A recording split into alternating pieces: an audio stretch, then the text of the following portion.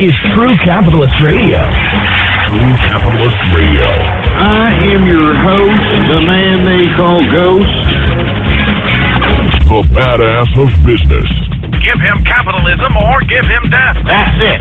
Period. Broadcasting from his Skyline office studios in beautiful downtown Austin, Texas. You sound fruitier than a box of Fruit Loops, for Christ's sake. And now, he'll take it from here. Your host, the prognosticator of prognosticators, the man they call Ghost.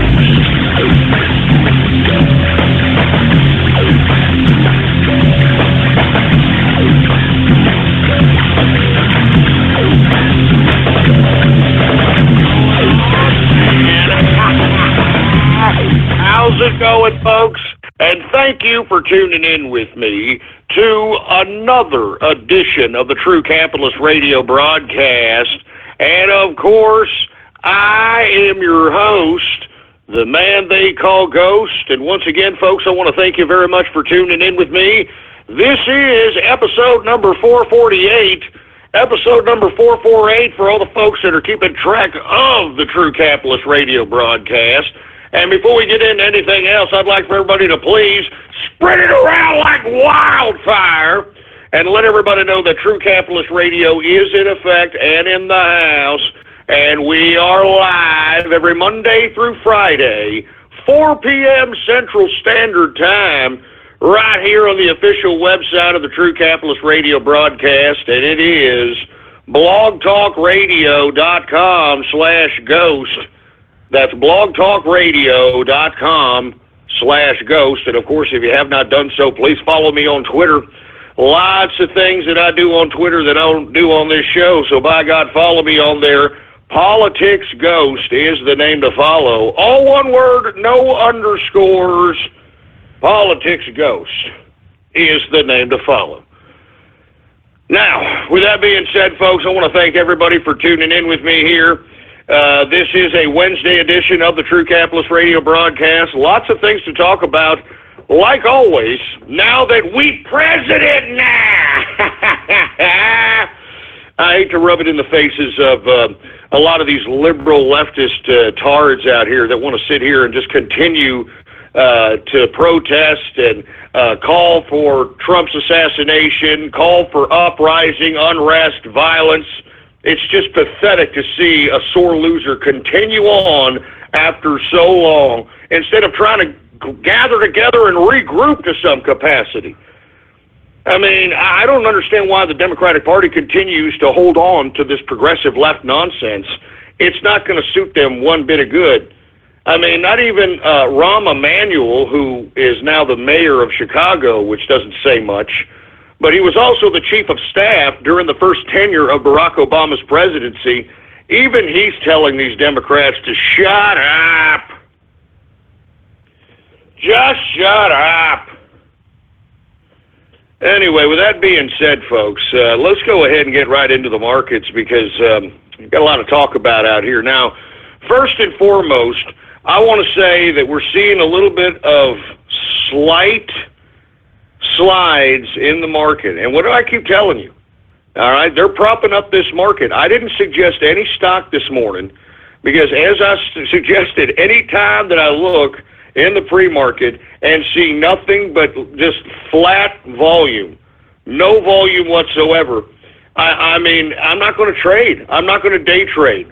All right, that means that there is no buyers in the market. You know, what the pre-market should tell the pattern or day trader is that if you see a lot of volume and you see that there's a lot of shares exchanging hands in a given stock and on many different stocks, then you know that the volatility is going to be there. Then you know, hey, it's time for me to get my game on. Let me get my conscience going. Let me get the charts. Let me see all the information. Let's get the data going. And putting yourself in that mode so that you could be able to have these reactionary reactions and better judgment calls. But when you put yourself in that position and the market is completely flat or potentially very volatile on the negative side with the low volume, I mean, you could find yourself in a predicament where you're holding the bag and you didn't even know it. So, you know, that's why I don't like to trade in these types of environments. pattern or day traders want to trade where volume is happening. I mean, that's the key. That's what creates volatility, for heaven's sake. People buying and selling shares. We're seeing more people, in my opinion, that are selling than we are buying out here, and there's not enough buyers. There's not enough buyers, and not to mention, we want to see a lot of people buy at market price. And that's very, very important if we're going to see a bull market. I mean, you got a lot of market bulls out here claiming that this is a great time in American financial history. I mean, that is just pure pump and dump as far as I'm concerned. Okay, now I did tweet an article earlier. I believe it was out of Market Watch. I have seen other business personalities and other experts supposedly in this field that are starting to say, hey, wait a minute, hold on just a second, it's a bubble here. There's nothing justified. I'm glad somebody else is finally starting to say this. I mean, the first business publication that I finally started seeing say this after the Dow Jones hit 20K was Zero Hedge, and then it just kind of took off thereafter. I would like to think that it had something to do with putting the context of what the hell this 20,000 Dow Jones Industrials really means. And what it means is it's just a trap. It's a trap. I keep saying it. Someone is propping up this market. And you can see it any time that people start selling off and you start seeing a contraction, something happens. There's orders that are put in on multiple different fronts on a variety of different spread accounts that continuously buy a certain, I mean, you can just see it on the charts. They buy a certain group of stocks that obviously the colluders trade amongst themselves and, bounce them around to prop them up. You prop up these stocks, you kind of prop up the index because of the low volume, because there's nobody else buying stocks. I mean, you're propping up the index artificially, especially if you're a fund manager of any capacity, hedge, mutual fund, a Wall Street trader. I mean, it just takes a collusion of a couple of these guys that have hundreds of billions of dollars at their disposal for them to do this. Now, why are they doing this? There's a variety of different reasons, folks. First and foremost, they're trying to get people in the market at these high prices so that they can be holding the bag as these folks that are propping up the market are incrementally, slowly moving out of the market. I mean, they're trying to slowly move out of the market while everybody's getting in. And what's really sad is that you're starting to see people go into the market that would have otherwise gone into it because of all the damn Dow Jones 20K hype. It's all hype. I mean, you got everybody talking about it. Even the local news are talking about it. So the local news is talking about it. Mainstream news is talking about it. I mean, your mommy, your granny, your grandpa's talking about it. Everybody thinks it's a great feat for our financial system. It's bogus. They're trying to lure people in so that those people can be holding the bag, so the folks that kind of propped up this Dow Jones 20K can incrementally just get out. And by the time this bubble bursts and there ain't nobody that's buying in anymore on this hype and the damn thing starts taking a header, everybody who bought in at these high prices are going to be left holding the bag at these high prices for a long, long time. I mean, they just literally gave away money. So that's why I caution everybody right now, do not buy in this freaking long-term, at least.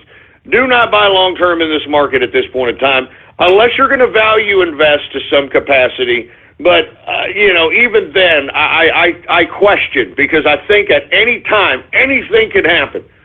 Mark my word, there's such little volume happening in the stock market right now, something like a natural disaster, a major earthquake, a volcano. I don't know if y'all folks have been hearing about this massive volcano, this super volcano erupting out there in Italy.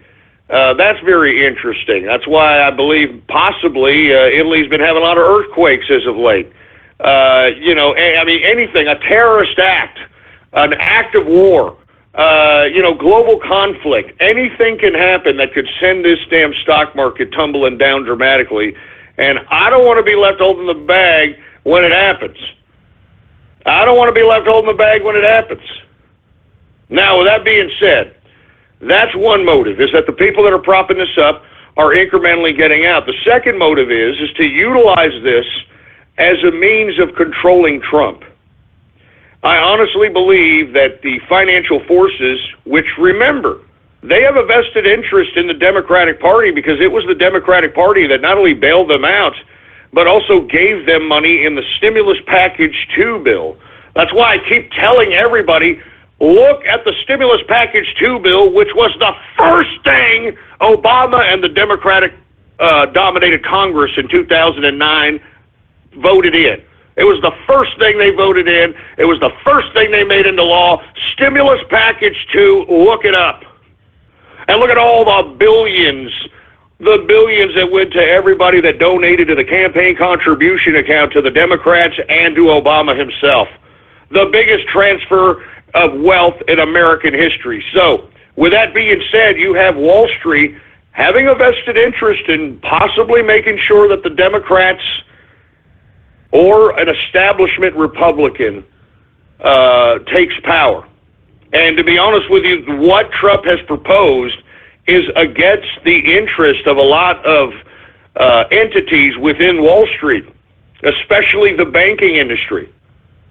So they're utilizing the prop up of this particular market as a carrot on a stick. And, to be honest with you, I don't think it's working with Trump at this point in time. But at the same time, that's not the only thing that they have in their pocket. It's not just the propping up of this market.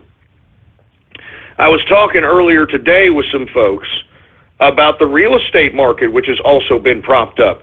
We need to take a look back at what really caused the 2008-2009 real estate crisis.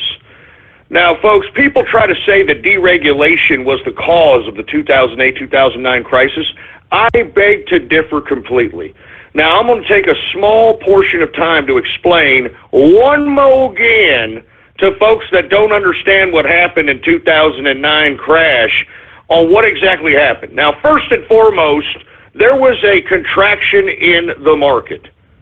All right? There was a contraction in the market in which we saw not just necessarily a drop in the stock market, but in the jobs market. I mean, there was massive layoffs in 2008, and it wasn't just in blue-collar work. White-collar jobs were massively laid off, and as you know, I'm sure now, many of these folks that are, making these high-end white-collar jobs, they're spending next week's cash this week. I mean, so they're dependent on that income to suffice all the loans outstanding. That includes the house note, that includes the car note, that includes everything. Now, what happened is that at first, the first sign in which we saw trouble, and I saw it in 2008, you can look back in the archive, I saw it. While everybody was worried about, I don't know what people were worried about. I was hollering about the economy, and people were like, "Yo, you're stupid. What are you talking about? This is the greatest economy ever."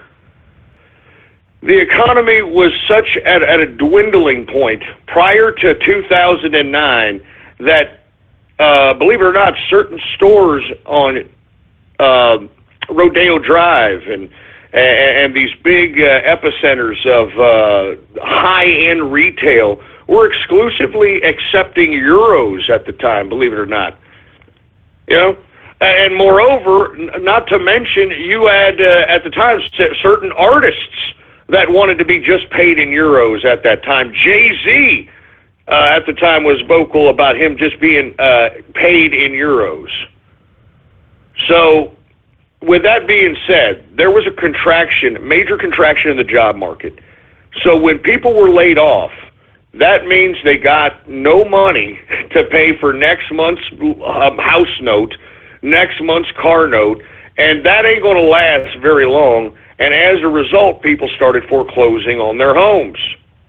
Now, with that being said, before I get ahead of myself, okay, that was the precursor to what exactly was the domino effect of the goddamn crash of 2008-2009. Now, let's get to the housing market at that time.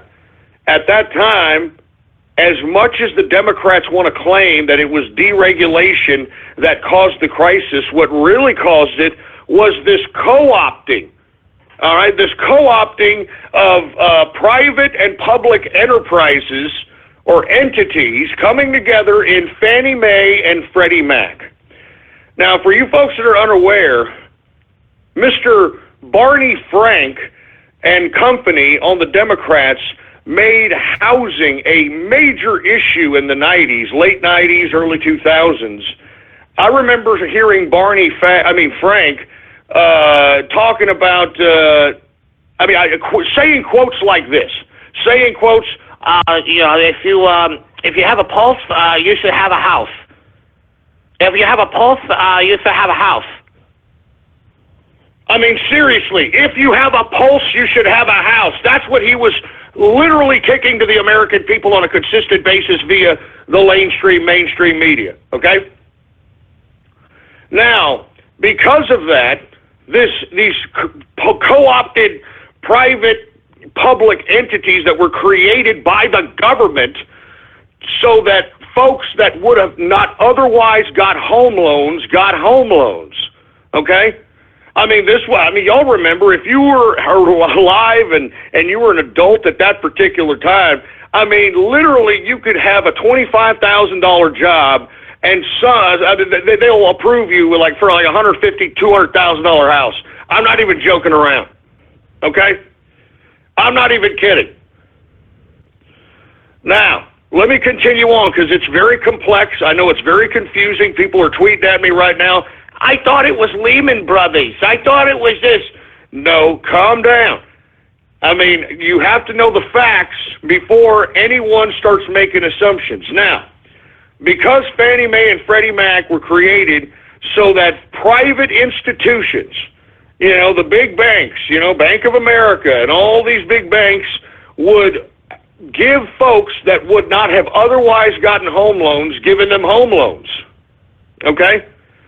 And as a result, a lot of these people had to use, and when I mean these people, I'm talking about the financial institutions, they used a lot of financial instruments to be able to continue to sustain profitability amidst these risky loans. Because prior to Barney Frank and the Democrats pushing this housing kick, you had to drop 25% down. Before a financial institution would talk to your ass, you know what I mean? You had to put 25% of whatever the home was valued at, you had to put that down before the damn bank would even talk to you. And even then, they'd crawl up your ass with a microscope.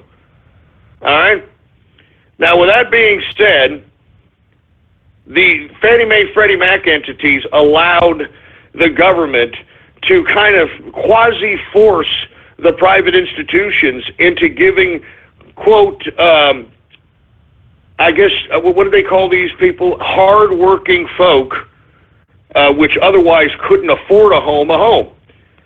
Now, with that being said, the government was forcing private banks to give people homes that would have otherwise never have got them. So what's a bank to do? So what the financial institutions did, and this is really what caused the financial crisis, okay, regardless of what anybody says. Because banks were forced to give loans to folks that they wouldn't have otherwise given loans to, they had to figure out other means to make capital. Because they had anticipated, because they're financial people, anybody who's in finance and who's number crunching, who's a bean counter, can pretty much predict that the majority of these folks were probably not going to pay the house note in the long term, okay? The only reason they were doing it and giving loans to these folks because the government was forcing them to do it.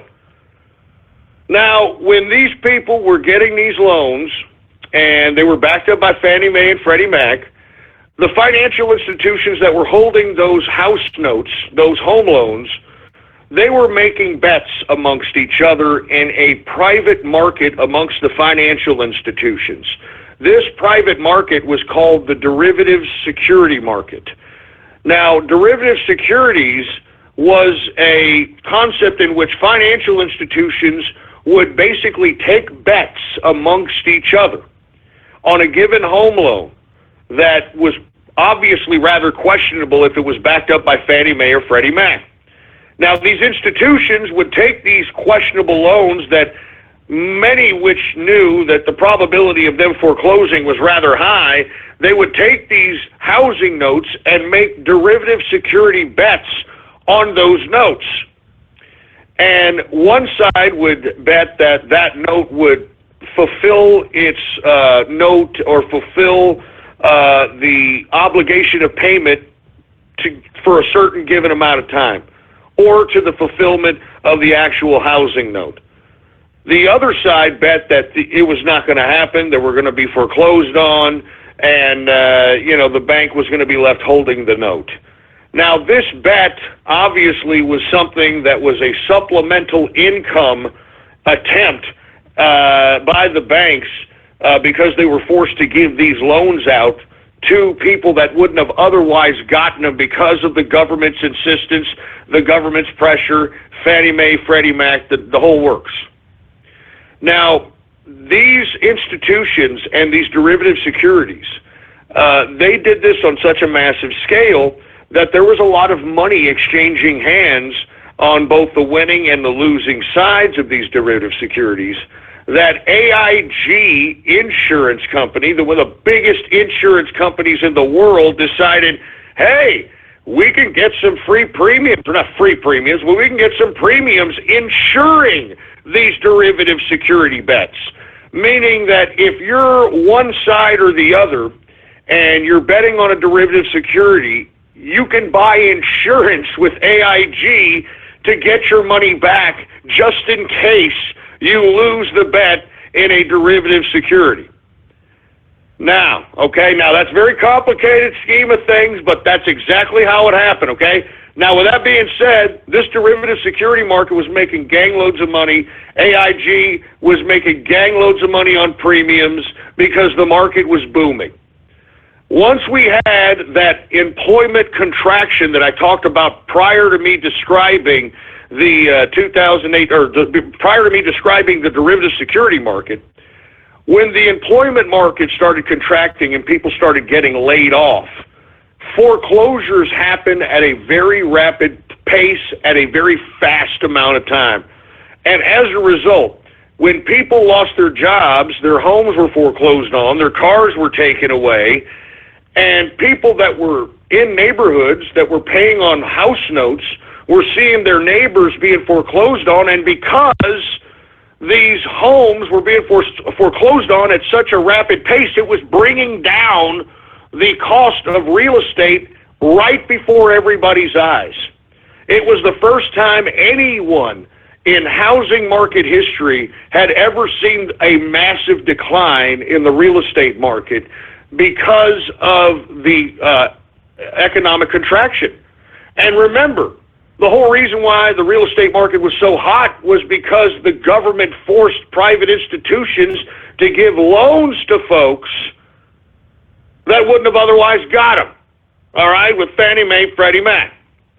Now, with that being said, okay, that started crippling the real estate market. Then you had other types of situations like the subprime mortgages that started to come into maturity at that particular time, meaning that people who got home loans under the idea of a subprime mortgage financial instrument would basically pay nothing but interest they would pay nothing but principal at first for about 5 years of the note.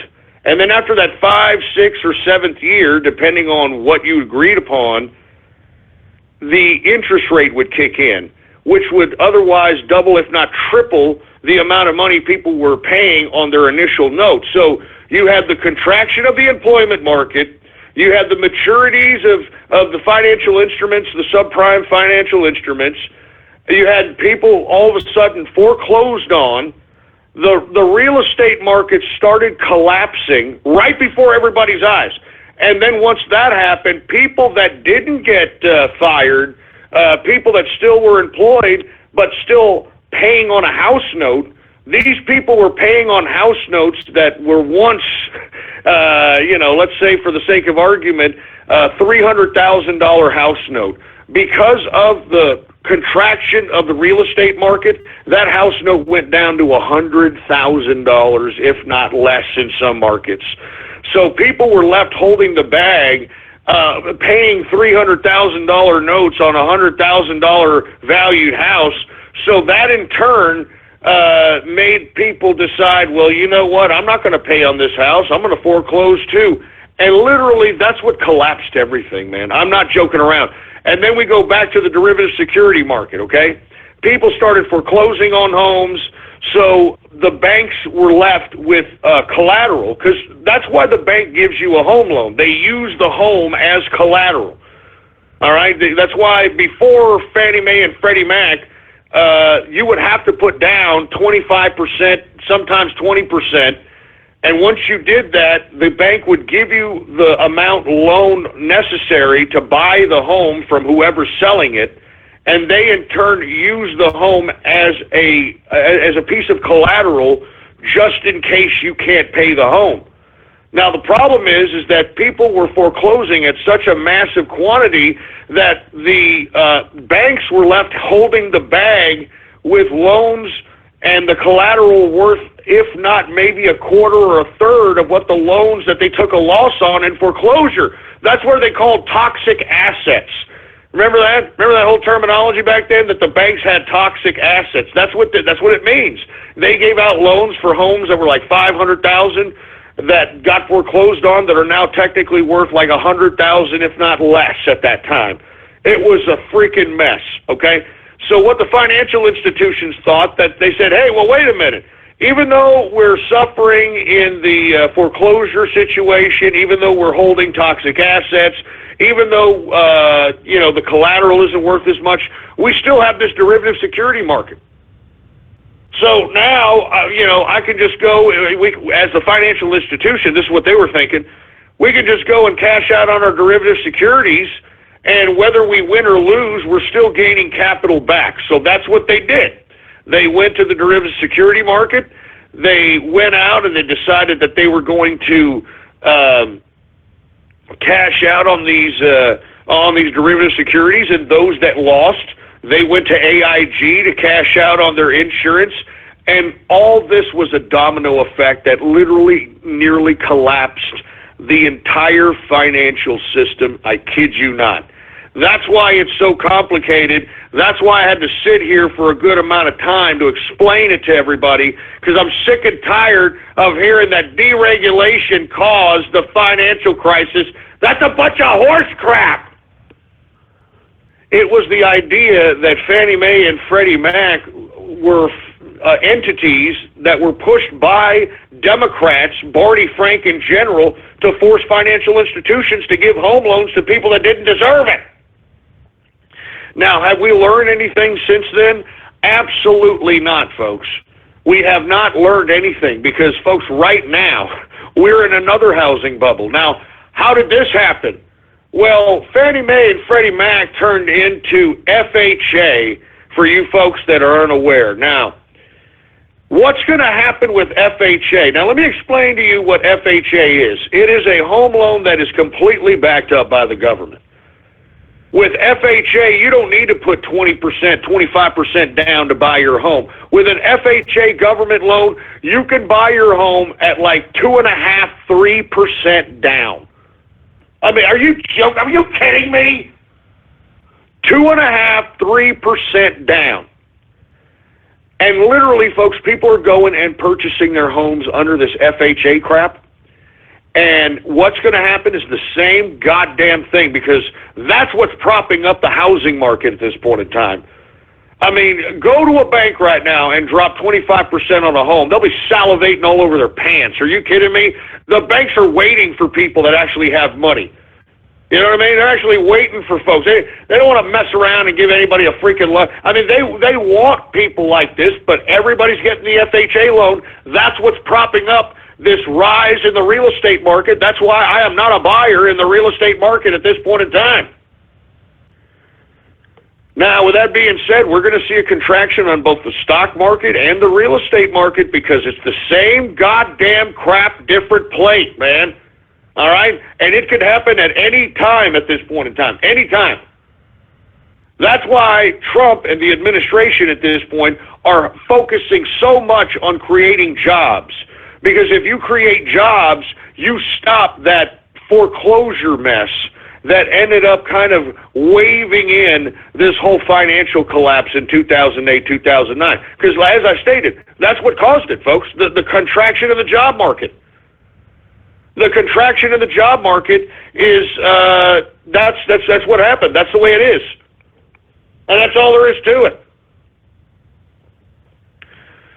So with that being said, folks, that's what caused the 2008, 2009 collapse, plain and simple. And it's going to happen again unless Congress gets off its ass. This Republican Congress, they ain't doing a goddamn thing, and start passing tax cuts, starts allowing the president to, kind of deregulate the business sector so that business growth can happen.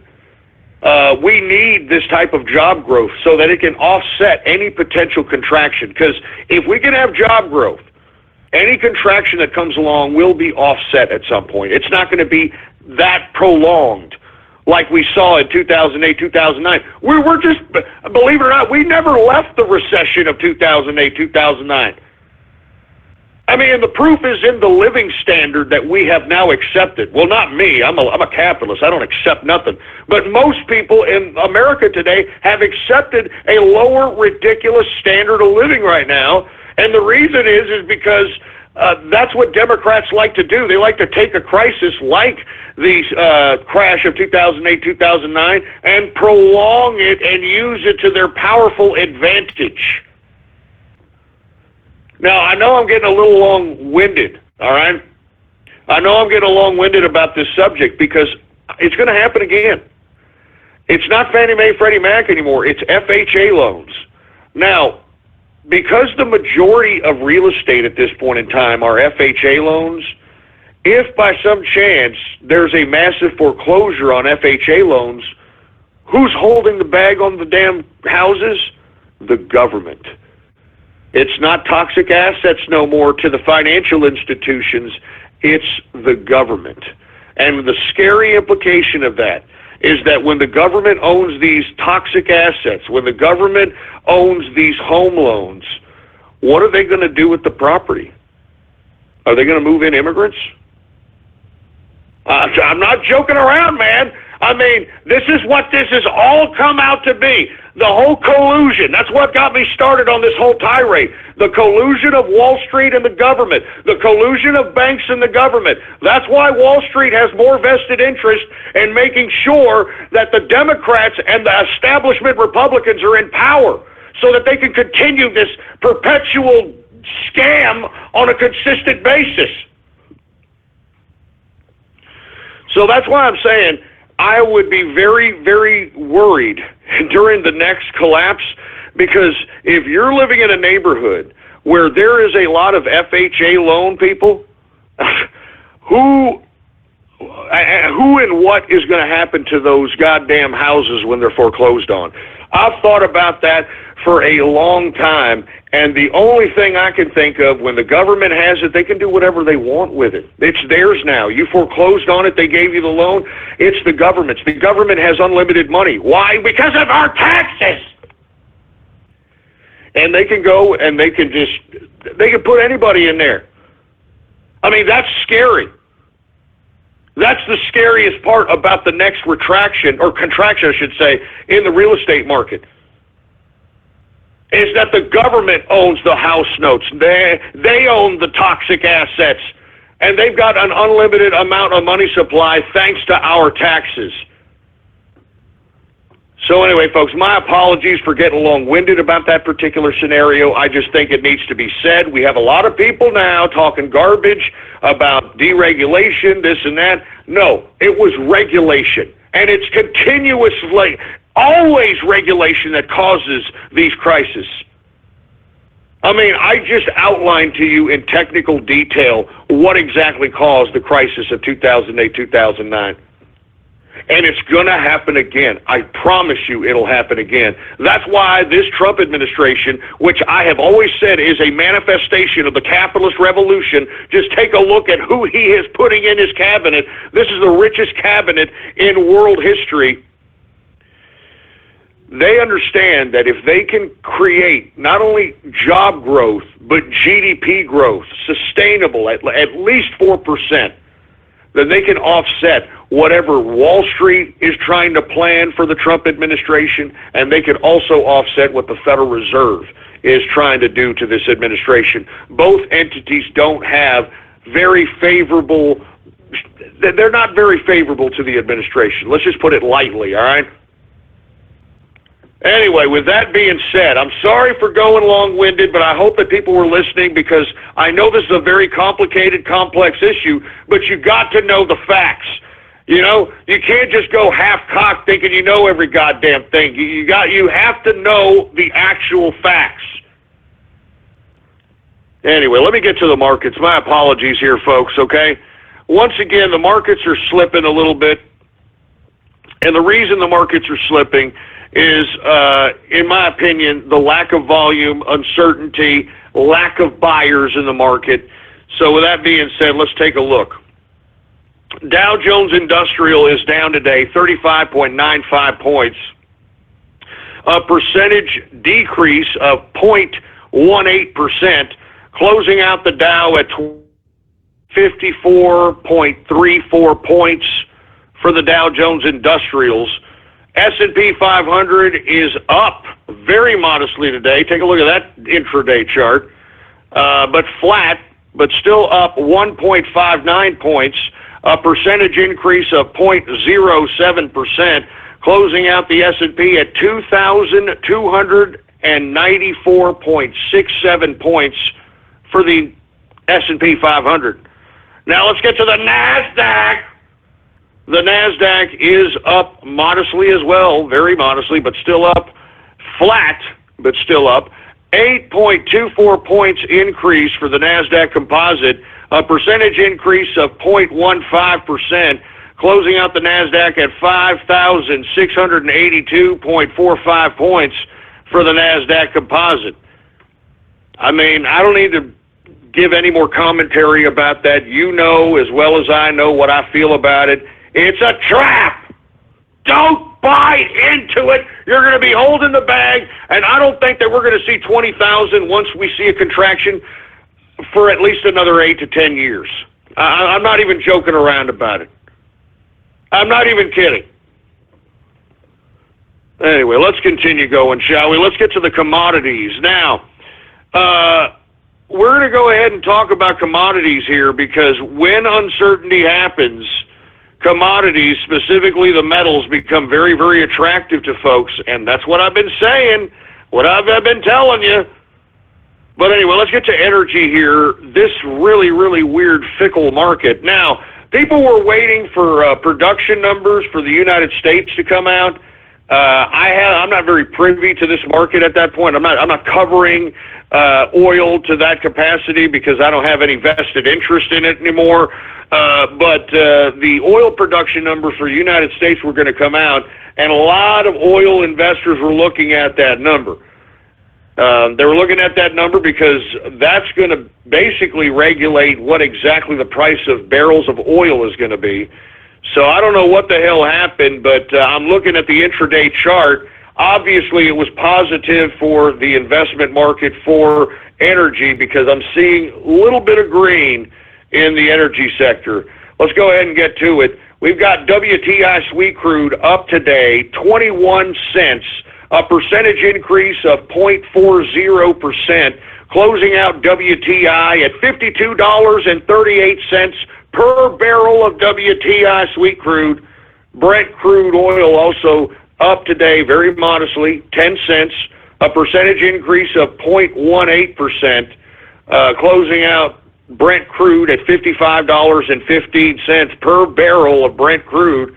As I stated, folks, I mean, you take a look at the intraday chart. I'm looking at it right here on crude oil. It was down all day today until obviously some positive news came out on the U.S. domestic oil front. So obviously it was less oil produced than expected for these investors, and it made them happy, obviously, by the green that I'm seeing in this sector of commodities here. I mean, take a look at gasoline. Gasoline is up today, and look at that chart on gasoline. Gasoline is up 4.44% increase on the day for gasoline, man. So be expecting to pay more at the pump. Good God. Anyway, let's get to feast or famine natural gas. It is up modestly today, 0.35% increase on the day for natural gas. Heating oil is up modestly.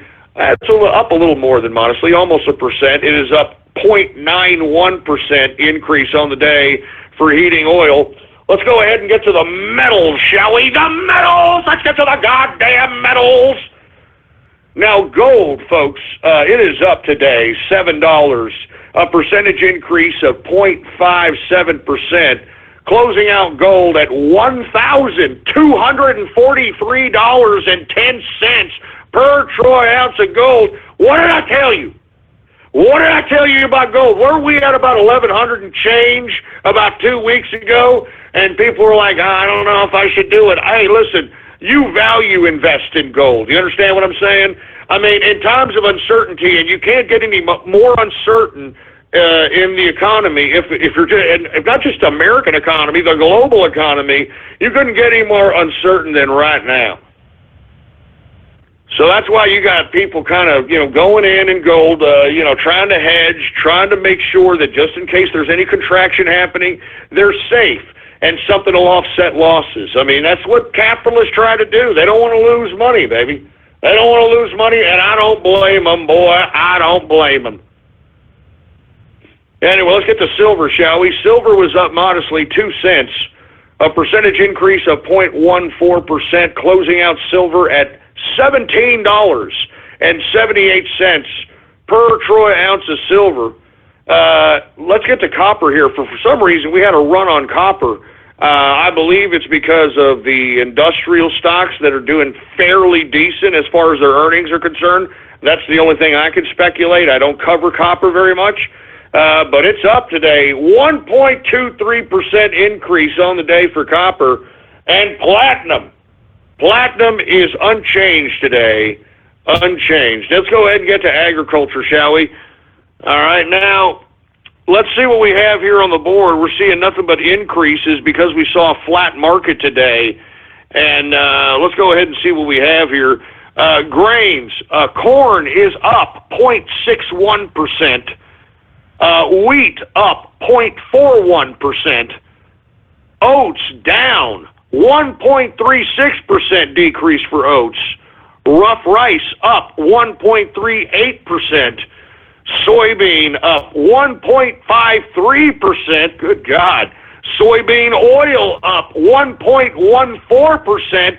And canola is up 0.71% increase on the day for canola. Let's get to the soft, shall we? Now, here we are. Cocoa is down today again, very modestly, but still down 0.60%. And here we got coffee. Hey, dude, just don't talk to me. Don't talk to me unless I have my coffee, dude. Just don't talk to me. Shut up, you stupid, dumb, anal, freaking camel toe sporting fruit bowl. Anyway, coffee is up modestly after seeing, losses for the past 3 or 4 sessions that I could recall. All right, coffee is up today very modestly, 0.17%. And I like to take this opportunity to remind everybody to boycott Starbucks. Boycott that goddamn Starbucks. How dare they slap the American consumer in the face? We're going to go ahead and we're going to hire 10,000 illegal immigrants. Take that, Donald Trump. Boycott Starbucks. If you buy Starbucks, you're un-American at this point in time. If you buy Starbucks, you're spitting on our troops' faces. That's what you're doing. If you're buying a goddamn cup of Starbucks, you're spitting on our troops, for Christ's sake, man. You're goddamn right. I should put a call out to, the internets out there. Everybody's got a goddamn camera on their phone. You just go up to people. Start going up to people and saying, hey, you're drinking Starbucks. You know what? You're un-American. You're spitting on our troops. What do you got to say about that? What do you got to say about that? And watch these liberals. They're going to be like, I just like my coffee. I like my coffee.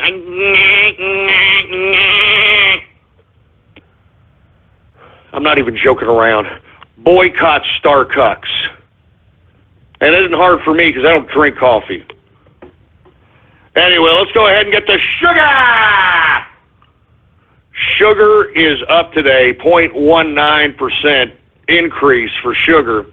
Orange juice is up, folks, 1.76% increase on the day for orange juice.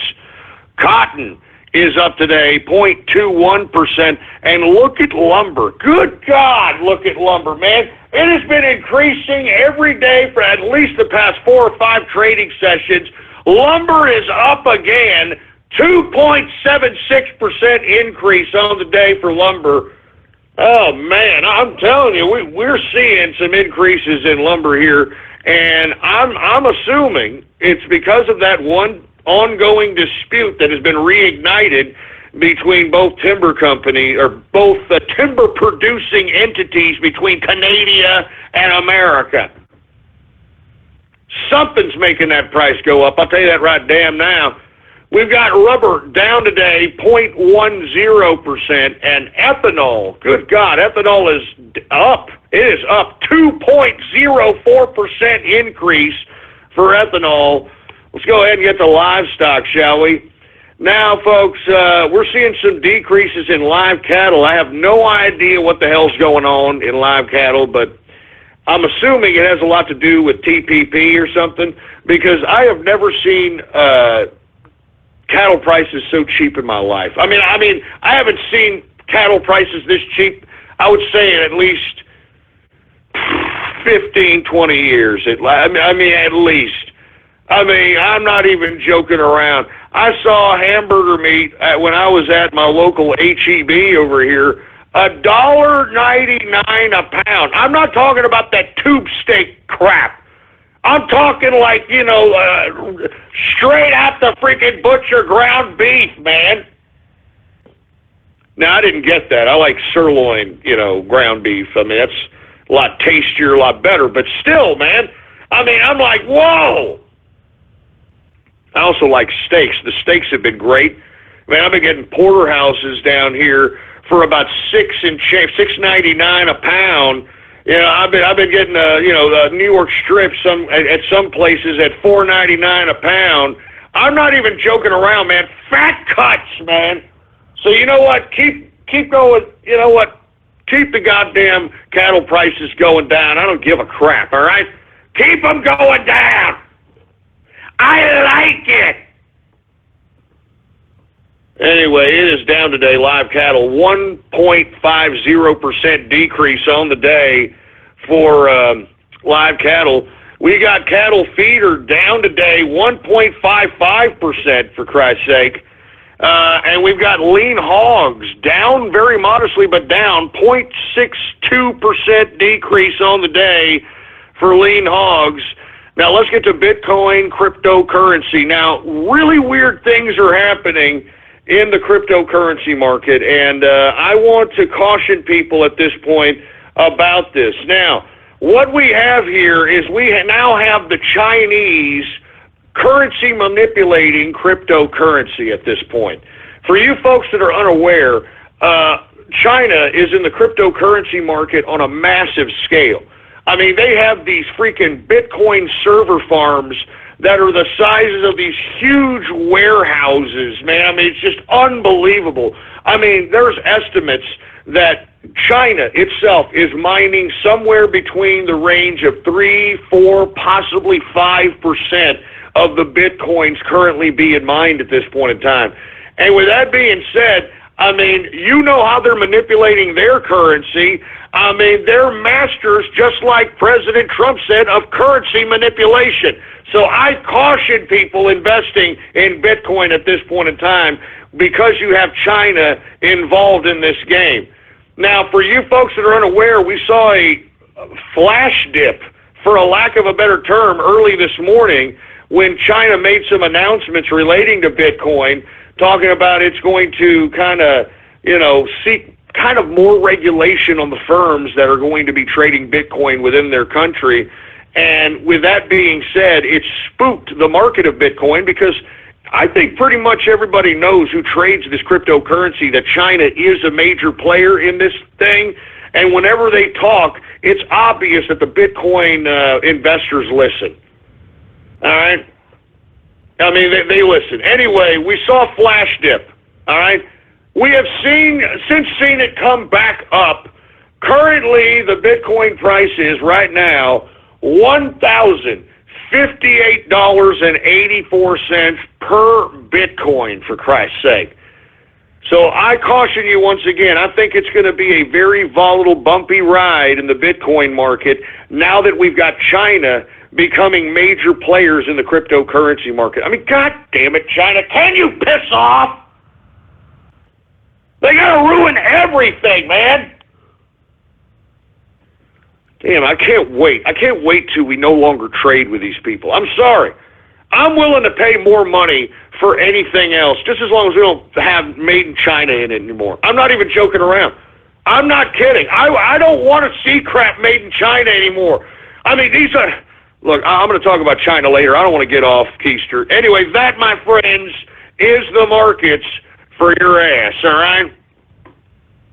Now, with that being said, let me go ahead and let me go and just get right to Twitter shout-outs. I mean, we're running kind of late here. I went on that tirade about the 2008-2009 crash, which I thought was very important, so I had to say it.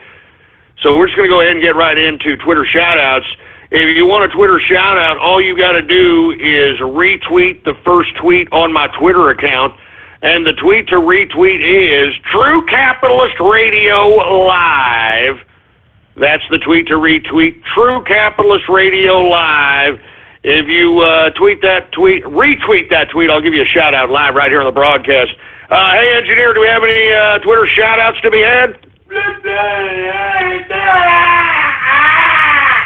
All right, well, let's go ahead and get to some Twitter shout-outs right now. All right, we got Stickman27, Christopher Smith in the house, Zyklon Biff, Notorious Keck in the place, None of Your Beeswax, real funny, ST Bill in the place. We got Raiden Snake. What's going on, Raiden Snake? We got Bash TCA. How you doing, man? Well, I'm not going to say that name, for Christ's sake. We got Prepper Capital. We got Remington in the house. We've got, I'm not going to say that, disgusting. You guys are getting sick. Dr. Bristle in the place. The Aardvark. What's going on to the Aardvark? We got Supa in the place. Young Diarist. What's going on? The Smiler. Big McLarge Huge. AL the Game Freak. Sergeant Yoda in the place. We got, hold on. Retweet the first tweet on the Twitter account. I'll give you a shout out, all right? Don't be a milky liquor. Jesus Christ, I can already see we're seeing some sick names here, folks, and just, please bear with me on some of these goddamn Twitter shout-out names. It's not my fault. It's the Internet's fault, man. These people are sick.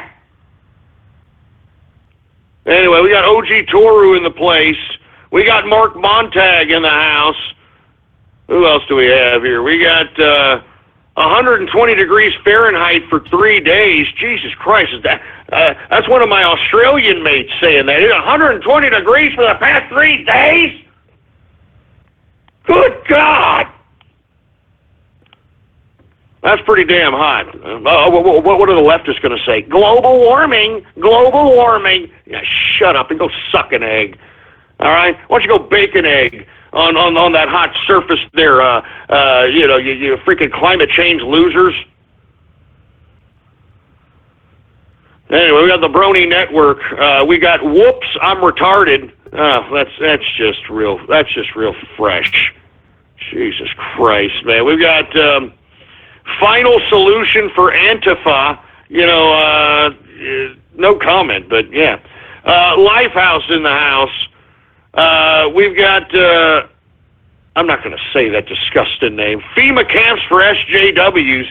Listen, all you people that are saying these Twitter names, what have I been saying? What did I say months ago? I said nothing good was going to come out of all these leftists, these celebrities, all these people trying to call for civil unrest, all these people that are trying to call for the assassination of Trump. I mean, we're going to have to finally do something about it.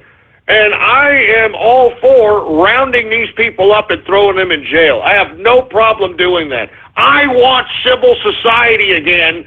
All right, I want this to be a safe America where everybody is conducting business, everybody is working, and when they're not doing so, they're having any kind of leisure activity that they can afford and they work for. The pursuit of happiness, let's bring that back. The pursuit of happiness. Life, liberty, and the pursuit of happiness, for Christ's sake. Oh, Jesus Christ. Anyway, who else we got here? We got Finchy Bird. We got Sunshine in the house. What's going on? We've got I'm retarded. Oh, Jesus. Shut up. That better not be you freaking, you short bus idiots, That better not be you short bus idiots. I'm not joking. I'm not going to give you a balloon after this, all right? No balloons for the short bus today. No balloons. Anyway, we got Bernie got Zodiac. Oh yeah, we're gonna talk about that in a minute. All right. Who else we got here? We got I'm not gonna say that name. We got Artron Havoc, the Canuck capitalist, in the place. We got Lego Fan 421 in the house. We got. I'm not saying that. God damn, you guys are sick with these dumb names, man. Girl from the Woodshed. Girl from the Woodshed. Shut up. Muzzles for Warren. Yeah, no kidding. Somebody put a muzzle on that broad. Seriously. Sick of hearing her yap. Every time she just yap, yap, yap, yap, yap, yap. Doesn't do a goddamn thing. Just yap, yap, yap, yap, yap, yap. With that stupid, passive-aggressive, stupid, dumb, half-kookster, hipster look that she's got going. Yap, yap, yap, yap, yap, yap. Shut up, Elizabeth Warren. Somebody put a muzzle on that broad. Good God. Anyway, we've got Top Badger in the house. We got CDI Fan 237 in the place. Who else do we got here? We got... I'm not saying these disgusting names, you fruit bowls, all right? I'm not saying them. So stop it. We got racist Hispandex. And wait a minute, is that George Lopez in your profile picture? Oh, is everybody pissed off at that? Now you're pissed off at George Lopez? Are you kidding me? This guy has been saying nothing but freaking racist garbage. He's been anti-Trump. Now that he says in his routine that there's two, this is what he said verbatim, all right? Now, maybe Mexicans and Hispandecs are pissed, but I don't know who's pissed, but this is what he said, okay? And this is what's causing the controversy for George Lopez, Mr. One Kidney, Mr. Honey, I'll marry you if you give me your kidney, and once I got it, I'm going to go bang prostitutes, George Lopez. This guy was in an audience, okay, and he was saying some kind of a joke that there's two things that Mexicans don't want you to do. They don't want you to marry somebody who's black, and they don't want you to park in front of their driveway. And everybody was like, except for a couple there or something, and he told some broad to get the F out and all this crap. Now there's a big hoopla about how, and the black people are taking an offense to it. I mean, I'm not even joking. The black people, have you seen them on black Twitter? I'm not even joking. They're like, man, the motherfucking Mexicans, man, I thought they were on our side, man. Screw them Mexicans, man. You know what I'm saying? Screw them Mexicans. I thought they was one of us, baby. I thought we was down, black and brown. I'm not joking. They took major offense to George Lopez. And now it seems blacks don't like Mexicans anymore. Oh, now why is that? Come on. Now blacks don't like Mexicans. Thanks, George Lopez. All right, thank you very much. Thanks for ruining everything. All right, thank you very much. Jesus Christ. Now blacks don't like Hispandecs. Oh, my God. You can't get any more idiot lunacy. You can't get any more stupid, I'm telling you. Anyway, we are now in the second hour of the True Capitalist Radio broadcast. And, of course, I am your host, the man they call Ghost. And once again, I want to thank everybody for tuning in with me. Before we get started, please bookmark or add to your favorites and spread it around like wildfire that True Capitalist Radio is in effect and in the house every Monday through Friday, 4 p.m. Central Standard Time. Bookmark and add to your favorites. blogtalkradio.com/ghost. That's blogtalkradio.com/ghost. And, of course, if you have not done so, please follow me on Twitter. All right, the Twitter name to follow, all right, is Politics Ghost. All one word, no underscores. Politics Ghost is the name to follow. Now, with that being said, let me go ahead and continue going on with some of these Twitter shout-outs, since I'm trying in an attempt to try to make this show a little interactive out here. But, of course, every time I do so, these morons out here on the internets, they piss me off, and they just like to besmirch my show. They like to make stupid names. But I don't know. I mean, it's what they do on the internets, I guess. I don't know what the hell's going on here. Who else do we have here? We've got Top Hats. We've got Join the Retarded Triangle. Oh, Jesus Christ.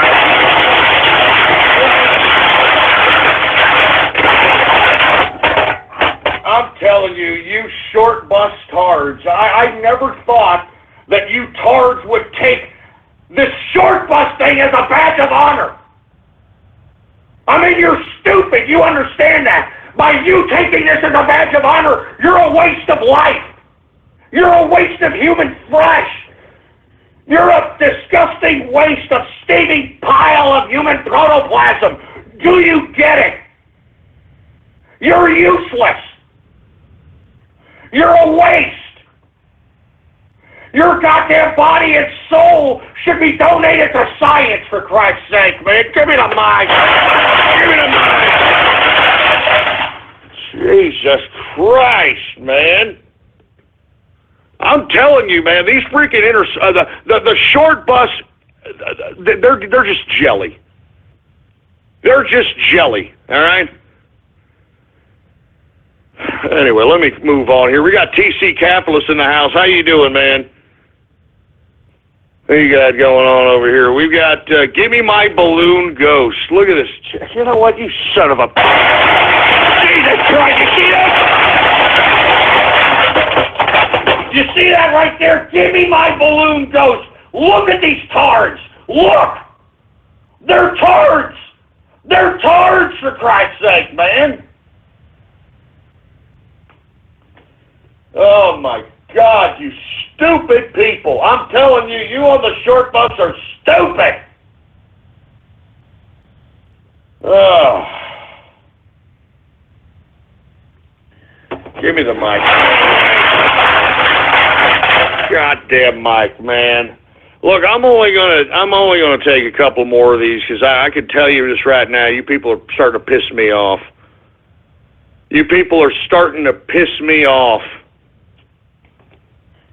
And on top of that, look, here we got a Sell Mr. Fortune cookie merch. Oh, that's just... Shut up! Shut up with that crap! Jesus Christ, man. Who else do we have here? Trump's Easy D. Oh, man. Now, are y'all triggered by that now? Are y'all triggered by that? Jesus Christ, you people are idiots. I'm telling you, people are morons. You know what I mean? You're maroons, I'm telling you. Anyway, I'm just going to take a couple more. What's going on to Distilling Capitalists? How you doing? TCR is fake news. It's shove it up your ass. I got your fake news right here, you son of a bitch. Ain't nothing fake about this. Ain't nothing fake about. Wait a minute, burn Ghost V-Day card. You son of a bitch, you do that. Jesus, you know what? Shut up! Shut up your ass! If you idiots do that, I'm telling you, oh, Jesus, I'm tired of you idiots defacing stuff that I made. I actually made that. I touched that. That comes from me, my heart, but right here. Son of a bitch.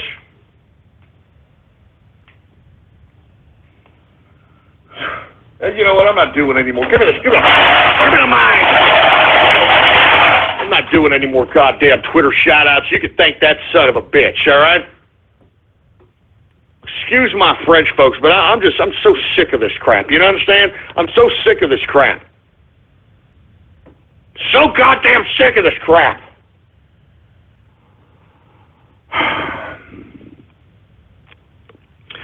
All right, let me calm down here. All right, let me calm my ass down. Let me give me my drink, for Christ's sake.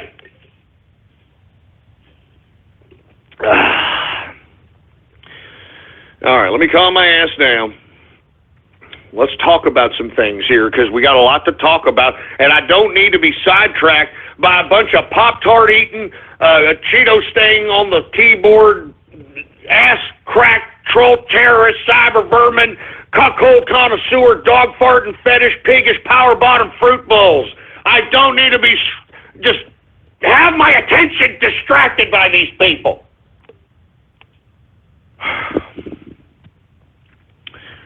All right, with that being said, let me continue going on here, because I've got, hey, what's going on to Capitalist Kush? How you doing, man?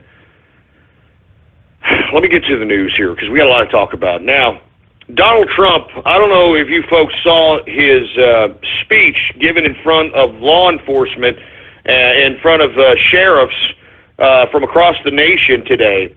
I mean, I love this guy. I'm going to be completely honest with you. I mean, what this guy did was basically make these judges that are legislating from the bench look like a bunch of partisan ass cracks that they are. And what Trump did, if you have not seen it, I strongly advise you to go look it up and take a look at this speech. At the very beginning, he reads what has been defined as his authority in relation to letting people in or out of the country. And he basically says that the law is clear as day, which it is, for Christ's sake. And he reads it. And it very clearly states that the president has the ability to basically let people in or out or stop people or restrict people or any of that capacity. And what I liked about Trump is that the arguments that are being argued in the courts have nothing to do with the actual authority. They're utilizing ridiculous interpretations of other laws, of other precedents that are basically allowing these judges to legislate from the bench. And I don't understand why we're having to go through this charade, okay? The president, the United States president, President Trump has the authority to stop whoever the hell he wants to stop from coming into this country. He has the ability to deport any non-citizen, all right, non-citizen out of this country if he feels like it. Do you understand?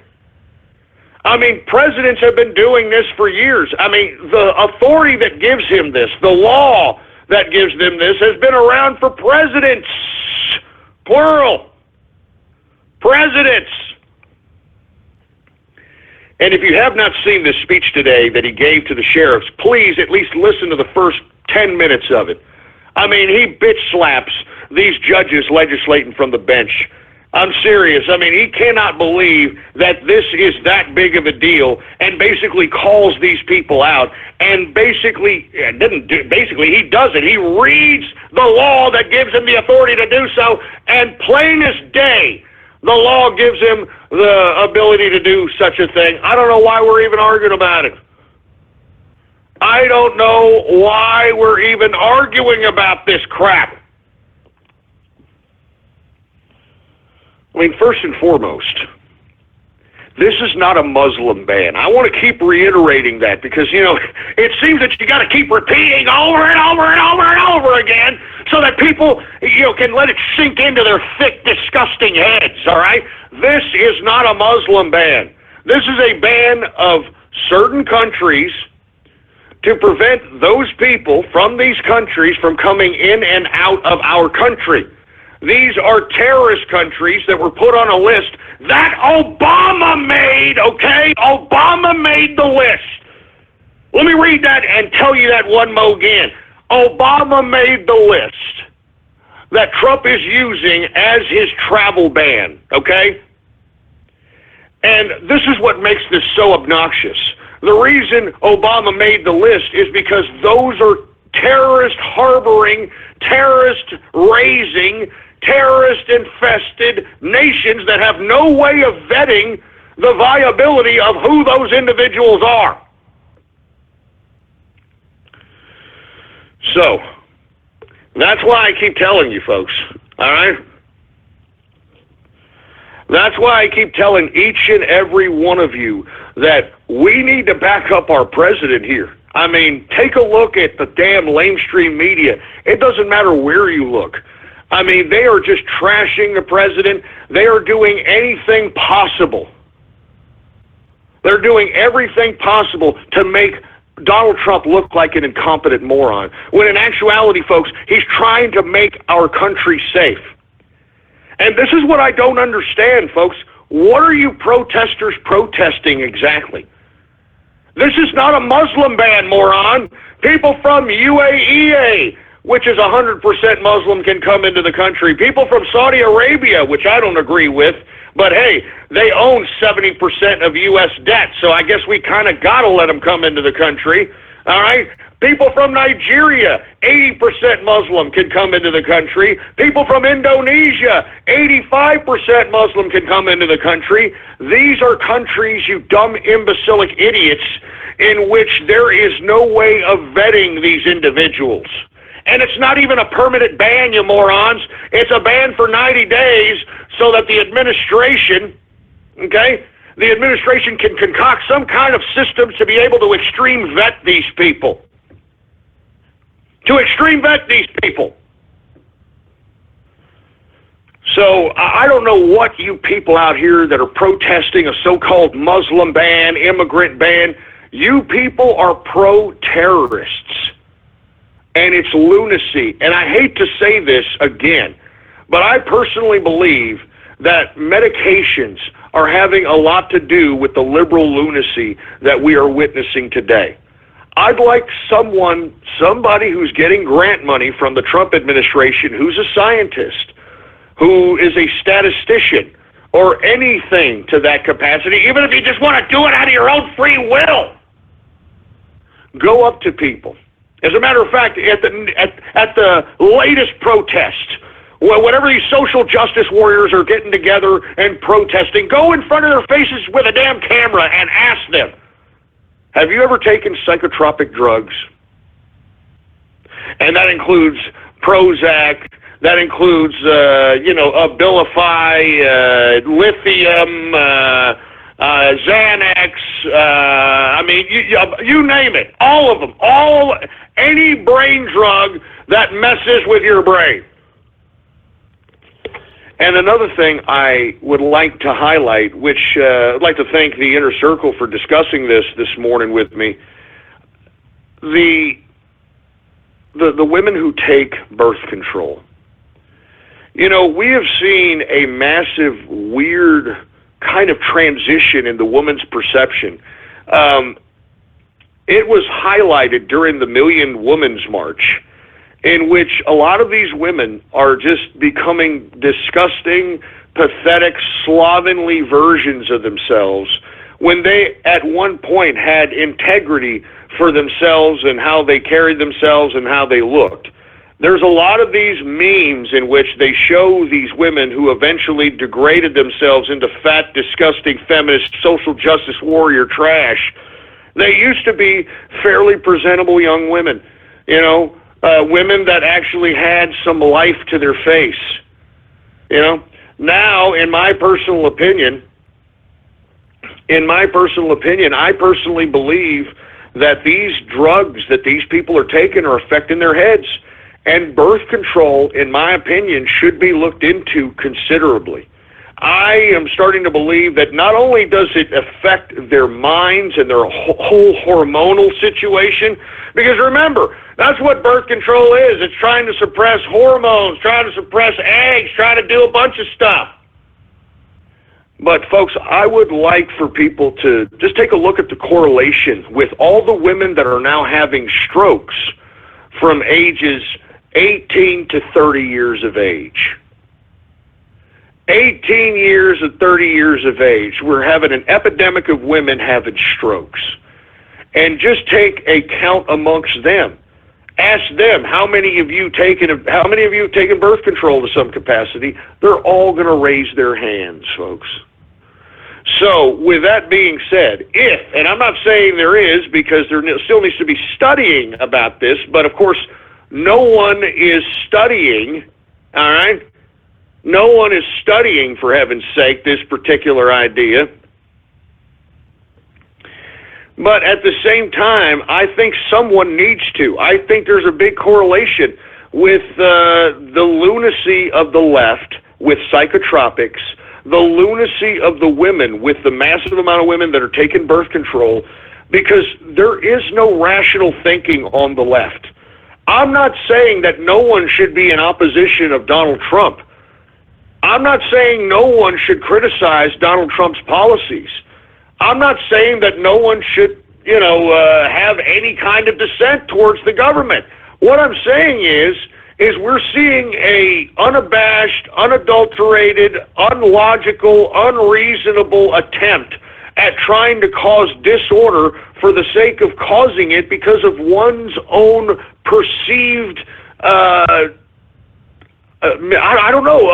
perceived misfortune or loss, or I don't get it, man. I just don't get it. And it's irrational, and the only rational explanation that I can find is that it's tied to all these medications that we are dispensing amongst the people. And I think there needs to be some serious studying about this.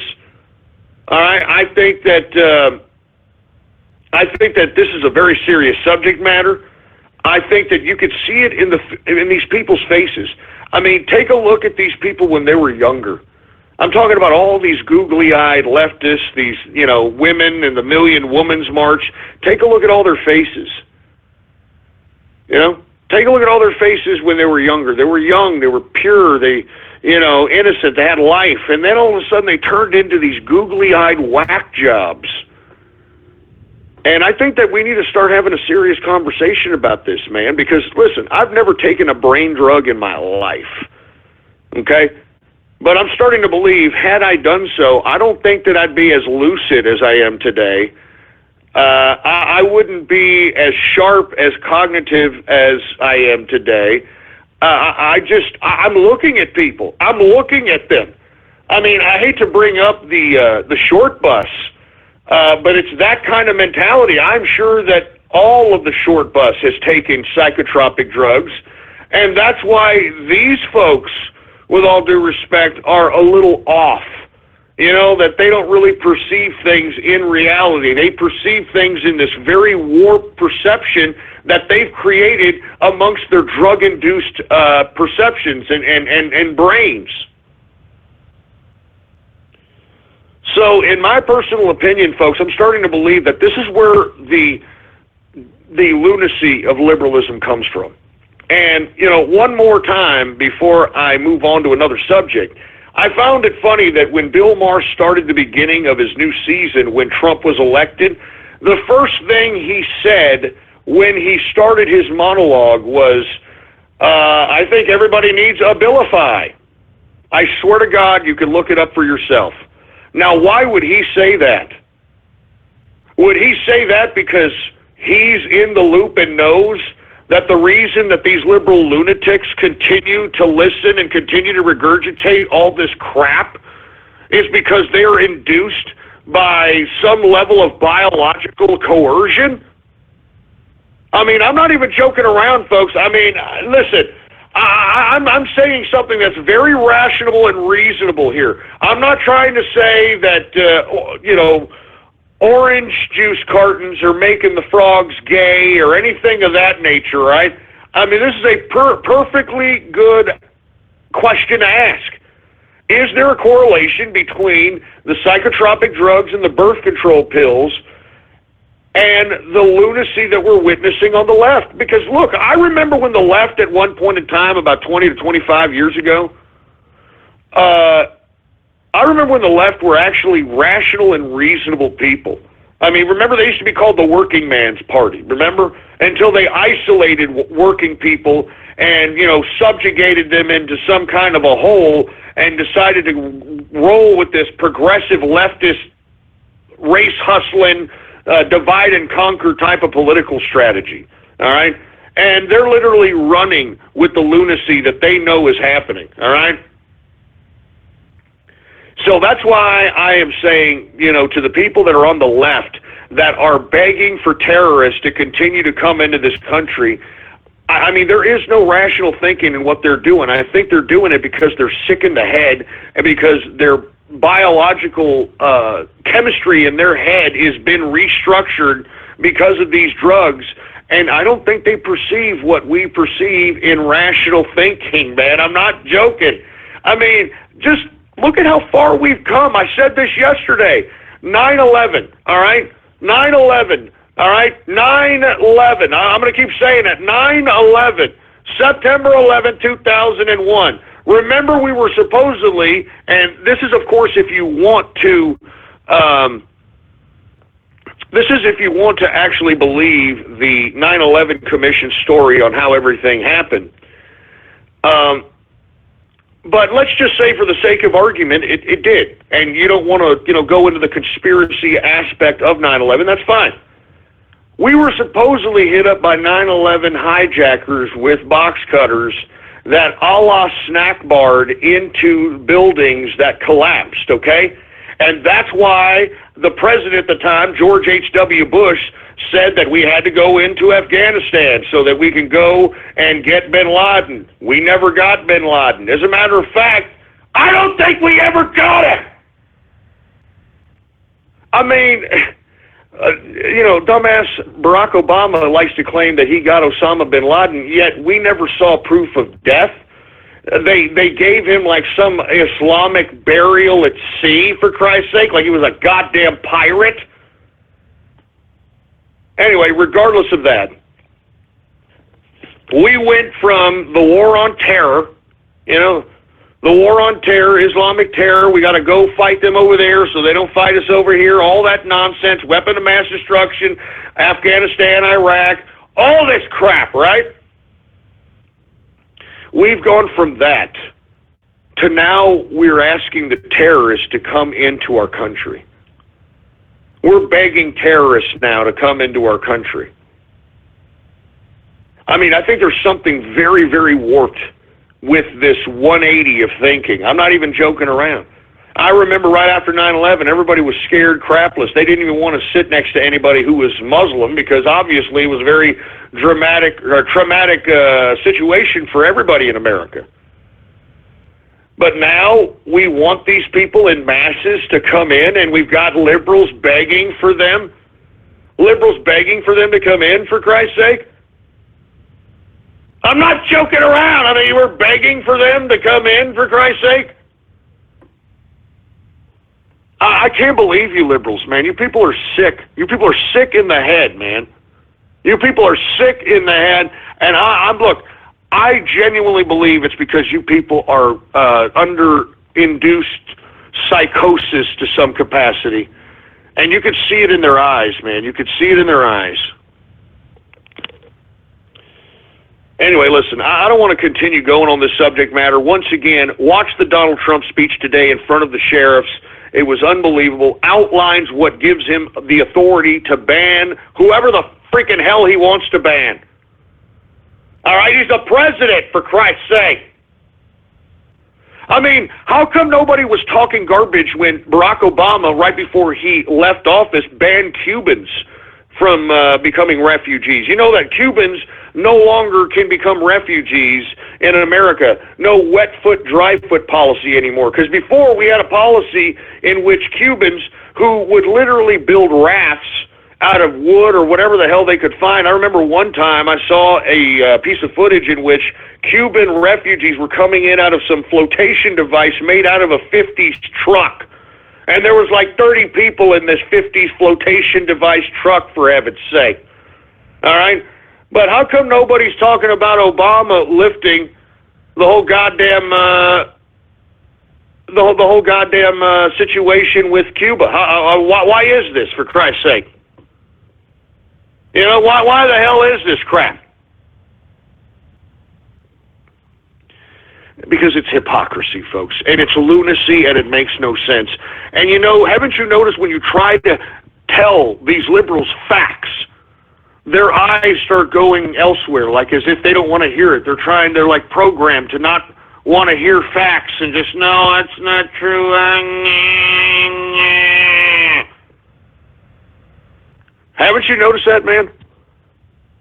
Haven't you noticed that? I'm not even joking, man. I mean, these people, once you throw them facts that they know they can't answer, they go into some kind of haze and they start looking in other directions and shaking their heads, and that's it. That's all you're going to get from them. You're not going to get them to stop with this ridiculous liberal lunacy. Jesus Christ, man. Anyway, let me continue going on, folks. This just in, Iran has launched another missile from a launch pad where it conducted the first ballistic missile test earlier or actually last month, I should say. Let me go ahead and retweet that Fox News report here. And one more thing I do want to tweet, which I thought was rather interesting. Has anybody seen Hillary Clinton's Twitter feed as of late? Here, I'm going to tweet something that I found rather sick that she just tweeted, and I would like for you all to make your own judgment call on this particular tweet because I think it's rather disgusting, all right? I sincerely think it's rather disgusting. Now, before I get to it, I just want to say that lest we forget about a little thing that we call Pizzagate. And the reason I'm saying lest we forget a little thing called Pizzagate, because look at this tweet she just tweeted, okay? She tweeted an article of herself that states, and this is the article out of NBC News, Hillary Clinton's campaign is powered by pizza, analyst shows. And she tweets, guilty as charged, with a pizza emoji. Look at this. I'm tweeting it right now. Here it is. Look at that. Actually, that was from November 4th, 2015. My apologies. Somebody just forwarded that to me right now. Thought that was recent. But at the same time, that being said, that's a very interesting tweet, isn't it? Given the whole Pizzagate situation. And listen, this was not on the agenda. I don't mean to be talking about this now. But look, we got to talk about this. Don't ever let this die. Anyway, folks, those are just two breaking news articles that I had to, share on this broadcast. Once again, here's a tweet: guilty as charged, with a pizza emoji, tweeted by Hillary Clinton herself. What a disgusting disgrace. Anyway, folks, my apology. Let me continue going on here. I know that there's just so much information to take in every time, man, but you've got to keep your brain going. I mean, that's what makes us on the right, or at least most of us, not all of us, most of us on the right smarter than the other side because we know what we're talking about. Now, with that being said, I want to move on to the next subject matter because obviously we've got the left causing problems. We got the left causing problems for us over here on the right, but we also have Republicans causing problems for us on the right as well, folks. Why haven't the Republican establishment been pushing the tax cut that Donald Trump wants so eagerly? They haven't even talked about it. How come? I said this yesterday. Why exactly are they stalling on repealing and repairing Obamacare? Or repealing and replacing? Screw repairing. They can repair these nuts. I mean, why aren't they talking about these issues, folks? I mean, this is business as usual for these dumb bureaucrats. That's why I'm imploring you. Please tweet at these people. Please email them. Call them. Fax them. And tell them to start getting to work, all right? Getting to work on the tax cuts. Getting to work on repealing and replacing Obamacare. Getting to work. They're doing absolutely nothing, folks. The Republican Party, which dominates the Congress, is doing absolutely nothing. They're sitting on their goddamn thumbs. But you know what? You know what they have enough time for, folks? Did you hear about this? During a meeting with the president, major Republican establishment figures were pushing the president for, get this, a carbon tax. A carbon tax! Republicans! Establishment Republicans! I'm not joking! This happened today! A carbon tax! I mean, what did I tell you about these goddamn establishment assholes? They're no different than the Democrats. A freaking carbon tax. A freaking carbon tax. Son of a bitch.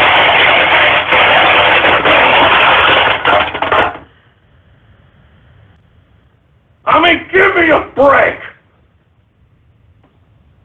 Why are the establishment Republicans pushing forth a carbon tax at a meeting with the president? Why? Why aren't they talking about tax cuts? Why aren't they talking about repealing and replacing Obamacare? Why aren't they talking about this $1 trillion infrastructure investment in America? Why aren't they talking about this? Come on, America, wake up with me! Wake up with me! Why aren't they doing this? We busted our asses! The Trump train, the capitalist army, we busted our asses to get these people elected. And look at them. They're doing nothing. They're stabbing us in the backs. They're stabbing us in the freaking back. Goddamn.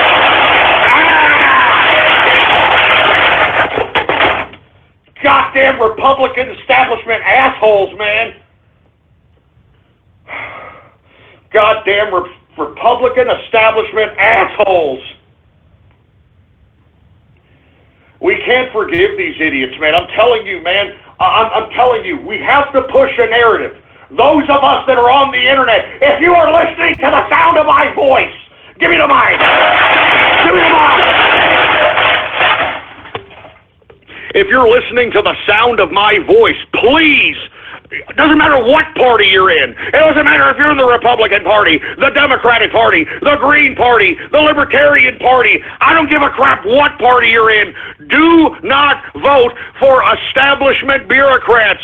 Do not vote for people that make a career out of goddamn public service.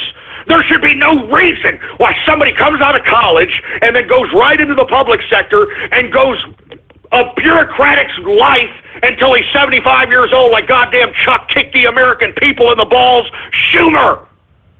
Or like Paul Ryan. I'm serious, folks. We have to unelect all establishment bureaucrats. It doesn't matter the party. These people are a cancer. These people are a disease in our government. Do you understand me? It's that important, man. That's why I keep talking about it. That's why I keep talking about it. We need to get rid of these establishment scumbags.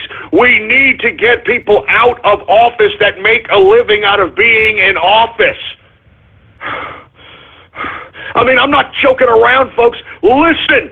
Listen to these establishment Republicans. Look it up if you don't believe me. It happened today. Establishment Republicans pushing the White House for a carbon tax. Climate change mumbo jumbo. Can you believe this? What have I been saying ever since I started this broadcast, folks? That this whole global warming, climate change is a scam. It's a scam so that they can tax you for breathing. That's what a carbon tax is. That's where they developed all this vocabulary. Oh, your carbon footprint. We've got to multiply and calculate your carbon footprint. I mean, why do you think they're integrating us with technology that is so interfaced with our body, it can take our body temperature, it can gather information based on our sweat, it can check our heartbeat, it can basically take our blood sugar levels. Why do you think they're trying to integrate us with that while at the same time trying to push a carbon tax? Because, folks, there's no claiming your carbon tax. They're just going to take the carbon tax out of your ass. And they're going to base it on how much you eat, on how much you consume, on how much electricity you consume. I'm not joking around, folks. I saw the writing on the wall on this global warming climate change scam like 20 years ago, 25 years ago plus, during the Kyoto Treaty. During the Kyoto Treaty. As a matter of fact, that was one of the few treaties that I believe that Bill Clinton did not sign. It was probably one of the only things that he did that was decent when he was president. He did not sign the Kyoto Treaty. Then they met again in 2009 in Copenhagen in the COP9. Remember that stupid, dumb, ridiculous get-together?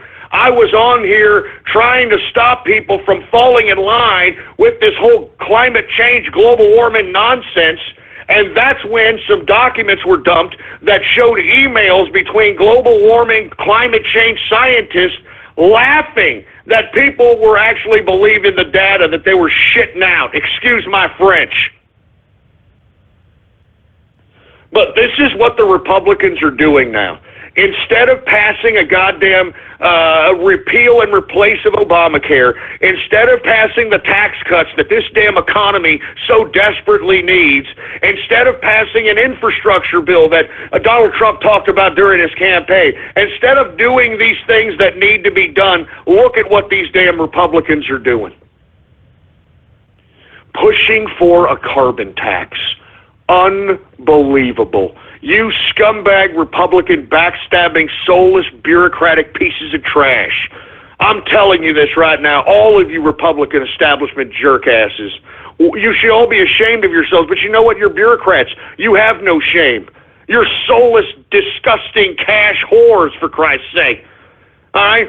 I mean, you're like, the whore that, lifts up the dress for the John to show her wares, and the John being those that donate to your campaign contribution account, just start throwing money at your dumb whore ass, and all you do is drop trowel and take it. All right, and you're sitting there looking back at us while you're getting screwed, looking back at us with a big smile about it, with a big smirk about it.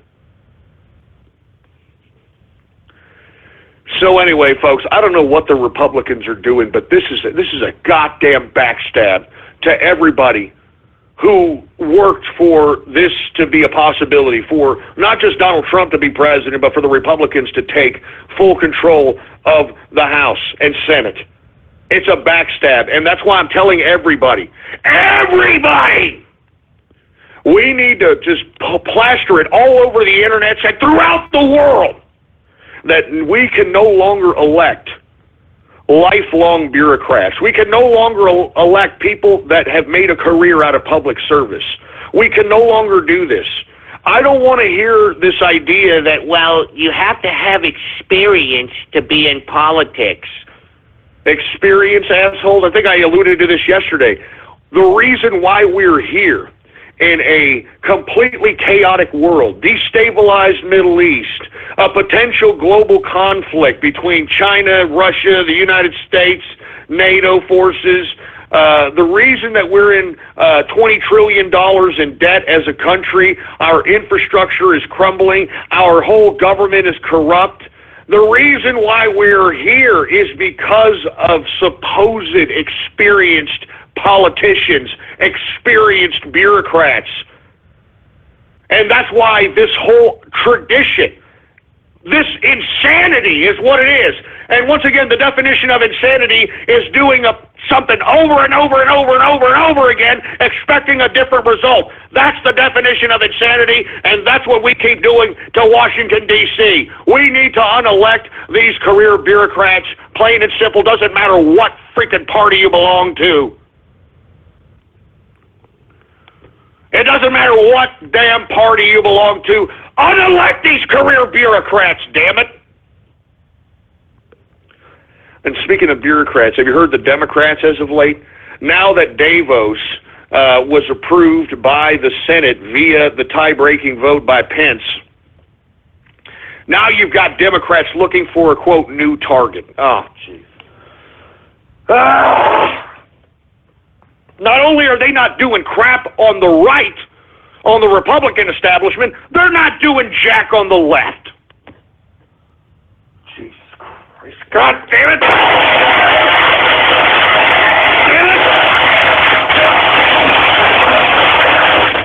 Damn it! I mean, no one's doing anything in Washington. Doesn't anybody understand this?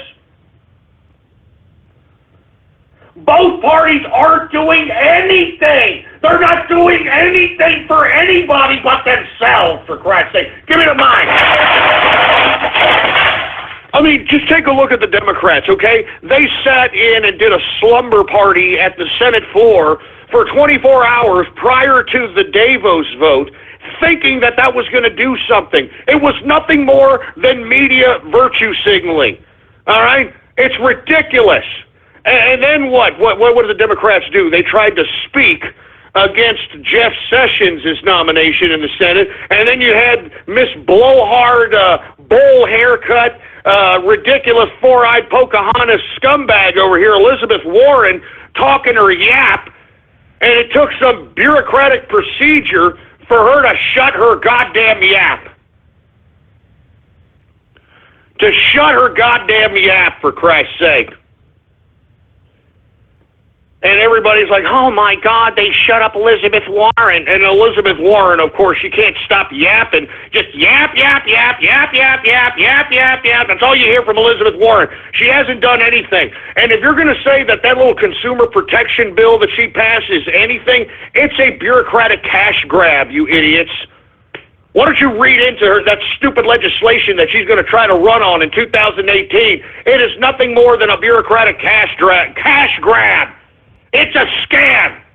That's all these bureaucrats know how to do. They know how to make systems so that they can scam and fleece the taxpayers. Freaking bureaucratic scumbags. Anyway, once again, now that they've lost the Davos fight, they're now looking for other targets. That's what they said. That's what they said.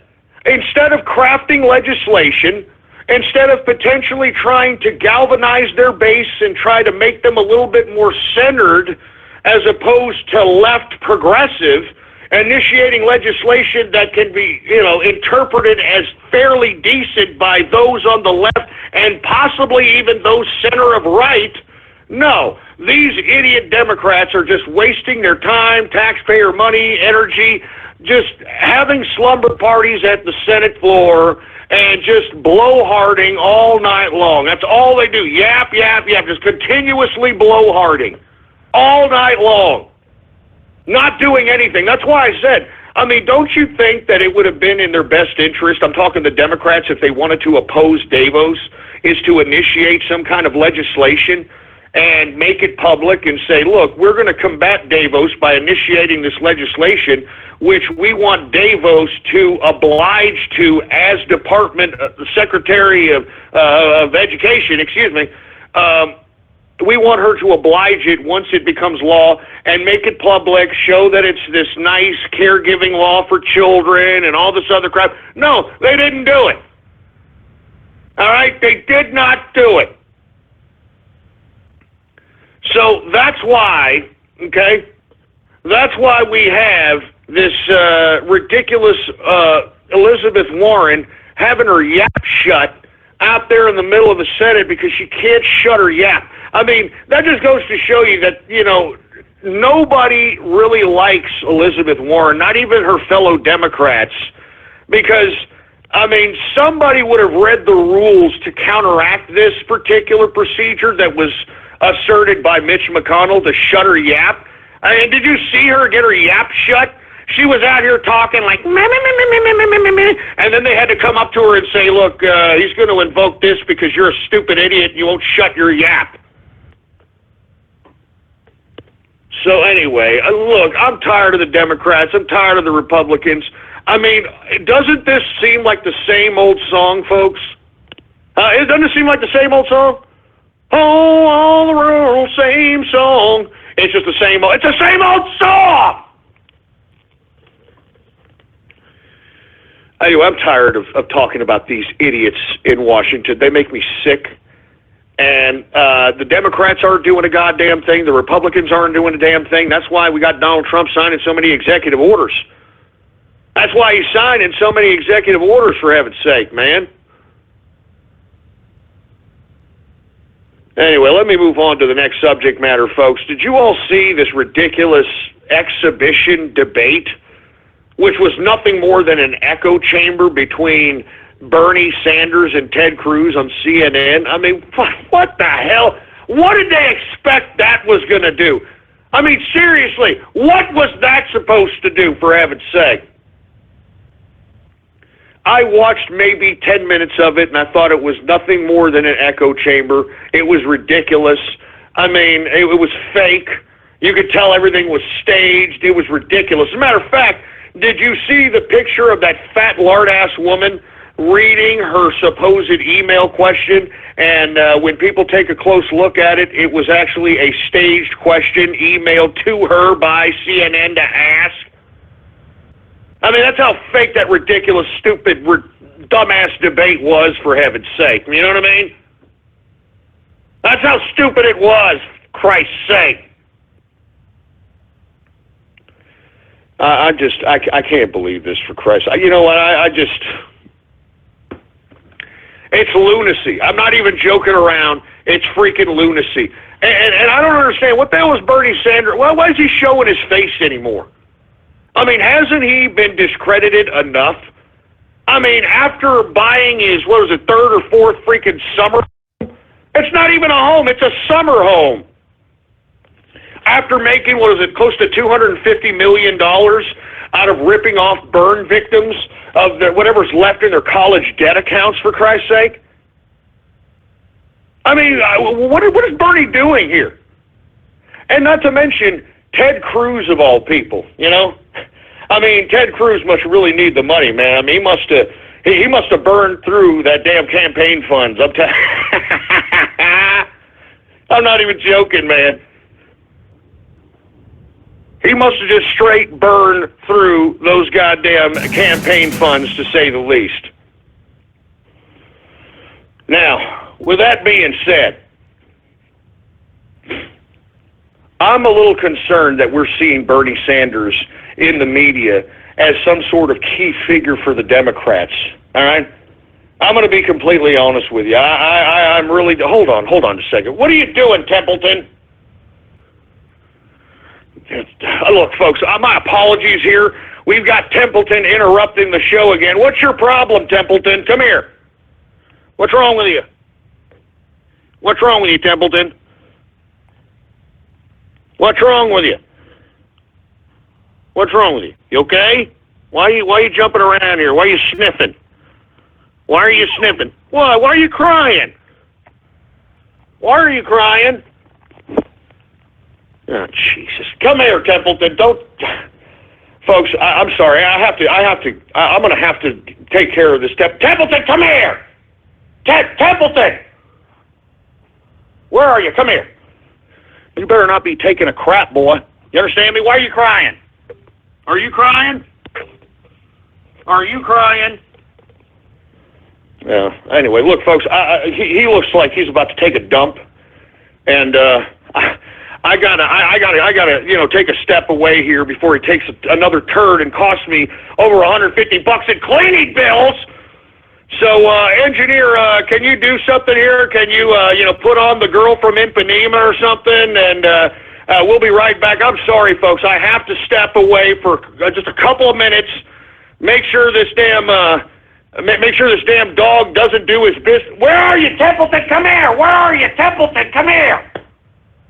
I don't know what he's doing now. You see, he's trying to hide in the corner somewhere. Templeton, where are you? Come here. What is it? Come here, Templeton. What is it? Oh, Jesus Christ. He's standing by the door. I got to go. Hey, engineer, take me out of here before he takes a turn. Goddamn dog's going to shit. Don't shit there.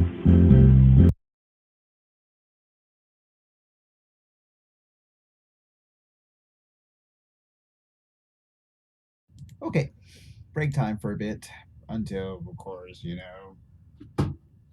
done with the girl from Ipanema. Cannot play that because, copyright stuff.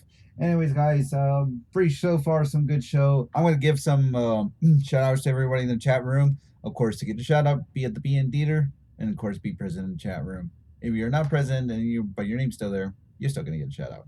All right, who's in the chat room? Fox, what's up, Fox? We got $26, 8-Turn Havoc, Bob Tom, Brony Drumming, Christopher 1, Chrome Thunder, CKS Smith 08, Cobat. We got we got Dome Man, Dogger Demento, Earthquake 87, Gate 13th, Hakar, I'm 12 years old, Jarhead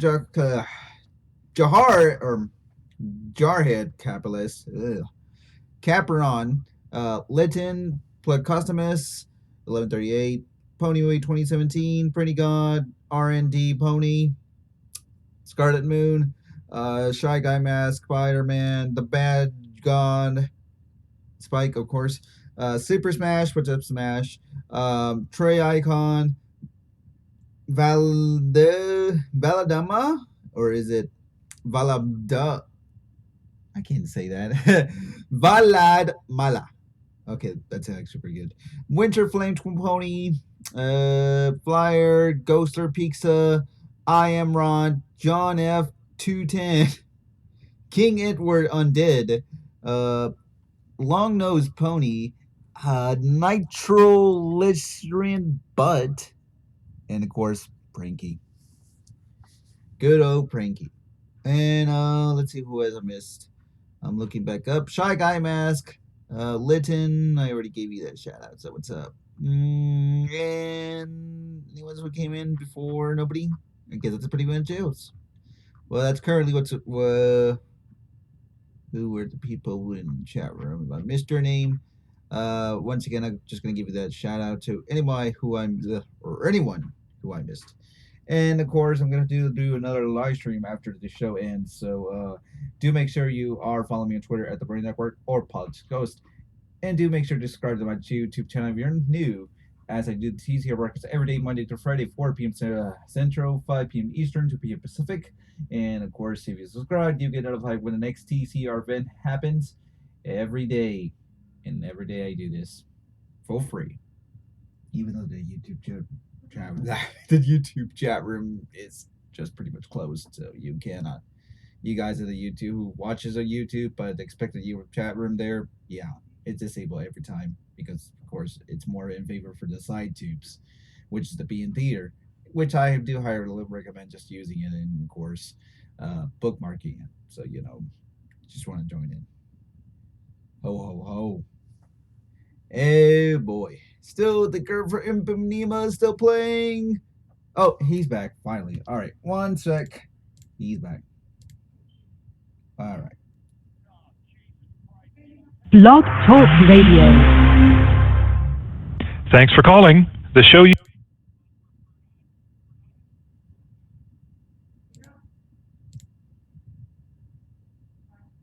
Oh, my. I didn't realize it's going to be full. Hey, let me call again.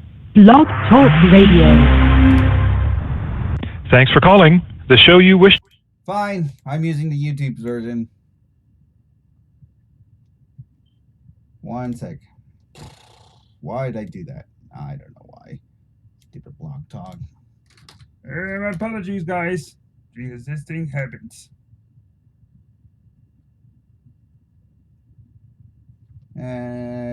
Blog Talk is loading. And 3, 2, 1. Blah, blah, blah, blah, blog.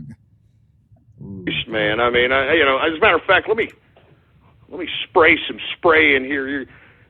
I think I smell dog turd, for Christ's sake. Smell some dog turd. And spray this son of a bitch. Jesus Christ. Thanks a lot, Templeton. Jesus Christ, man. Anyway, folks. Where the hell was I, engineer?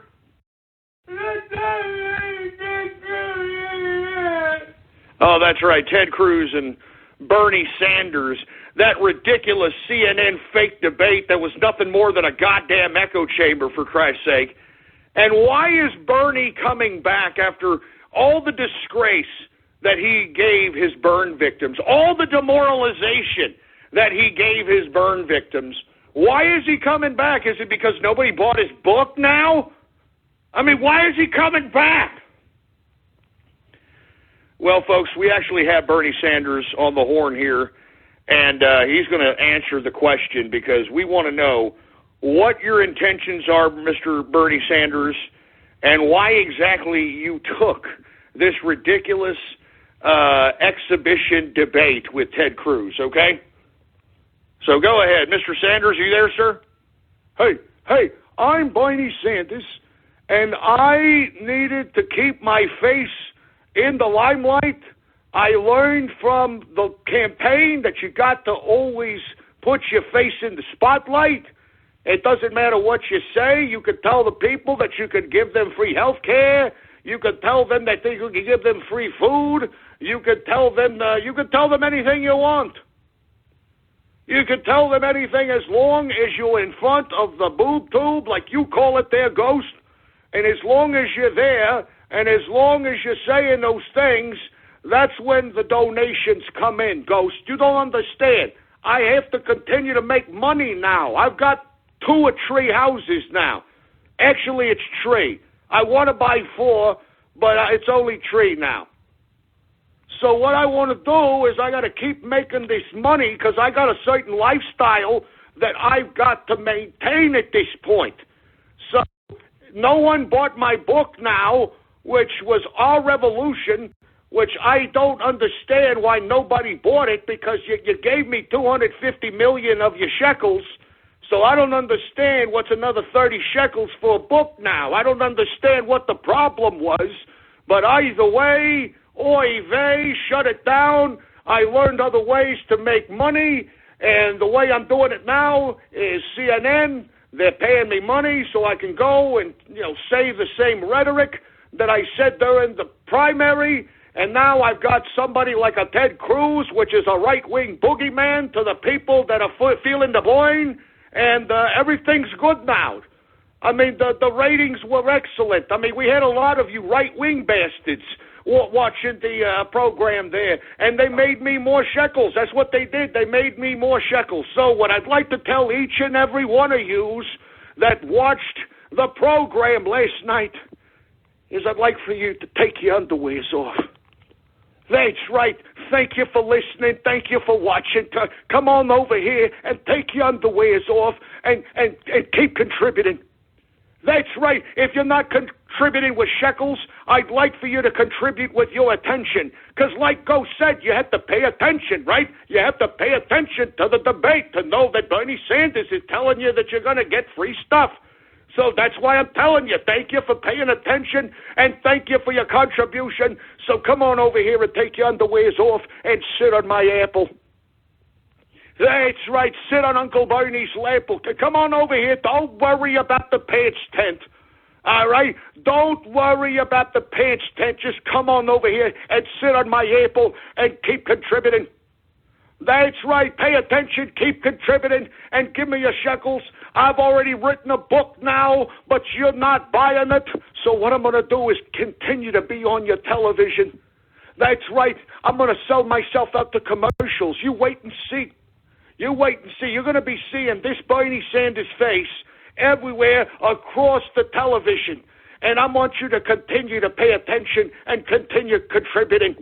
I'm a star now because of the Democratic primary. I'm a star. These kids here, they look to me like I'm a god, and every time I tell them to take their underwears off, they're dropping it like it's going out of style. And they're sitting on my apple so much that my apple is literally chafing to the core. And that's why I'm continuing to do what I'm going to do. So keep contributing, keep sitting on my apple. Come on over here, take your underwears off and sit on my apple. Come on. Come on over here and sit on my apple. That's right. That's right. Keep contributing. All right. Keep watching my broadcasts. Keep watching my debates. Keep contributing. Come on. Come on. Yeah. Keep contributing to Uncle Bernie. That's right. You love Uncle Bernie, huh? You feel the boing? Huh? Do you feel that boing? Huh? Huh? Oh, yeah, keep going. That's right. You like my apple, don't you? Huh? I'll give you free health care. I'll give you free housing. I'll give you free food. I'll give you...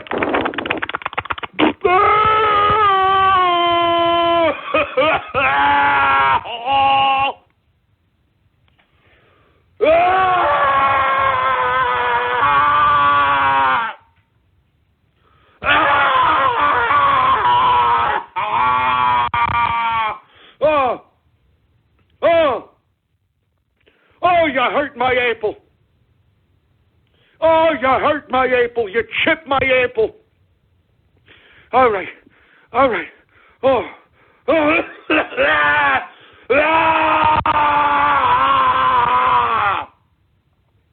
Oh, my God. That was a double whammy there. That's what I get. That's what socialists, they can get double or triple whammies anytime they want. Anyway, I want you to clean yourself up and put your underwears back on, and don't tell anybody I told you to take your underwears off, and keep contributing. There it is. There's Bernie Sanders for you, for all you burn victims out there. I hope you appreciate it. I hope that all you burn victims that are hearing this, I hope that it just twists a knife in your heart.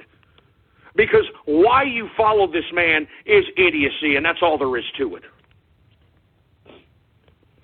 Anyway, folks, we are now in the third and final hour of the True Capitalist Radio broadcast. And, of course, I am your host, the man they call Ghost. And once again, I want to thank you very much for tuning in with me. Before we get started on anything else, I'd like for everybody to please spread it around like wildfire and let everybody know that True Capitalist Radio is in effect and in the house.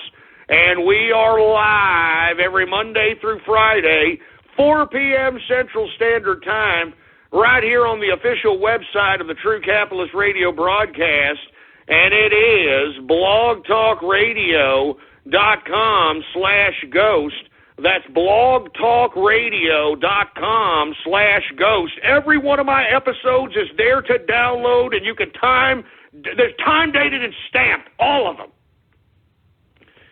And if you have not done so, please follow me on Twitter. The Twitter name to follow is PoliticsGhost. All one word, no underscores. Politics Ghost is the name to follow. Man, the hell can I say, for Christ's sake? I mean, after hearing Uncle Bernie, I gotta get some beer. Get more beer, for Christ's sake. Give me some damn beer. Oh yeah, man. I'm telling you. I mean, I need beer. All right. I mean, I'm telling you, with all the crap that's going on. With the president, these people out here in Washington, you got, Pizzagate going on, you've got troll terrorists and cyber vermin, you got the short bus tards. I got a lot on my plate here. Let me go ahead and take a swig of this.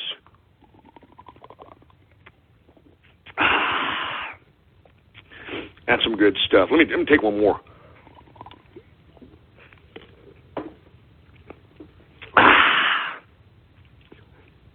Yeah. Nothing like a good cold beer, folks. Anyway, with that being said, we're running out of time here, so let's go ahead and continue on with the broadcast. Did you all hear what happened in Russia? Vladimir Lenin has signed a law decriminalizing domestic violence. Can you believe that? I told you these Ruskies, man. All right? Where's the women's outcry on that one?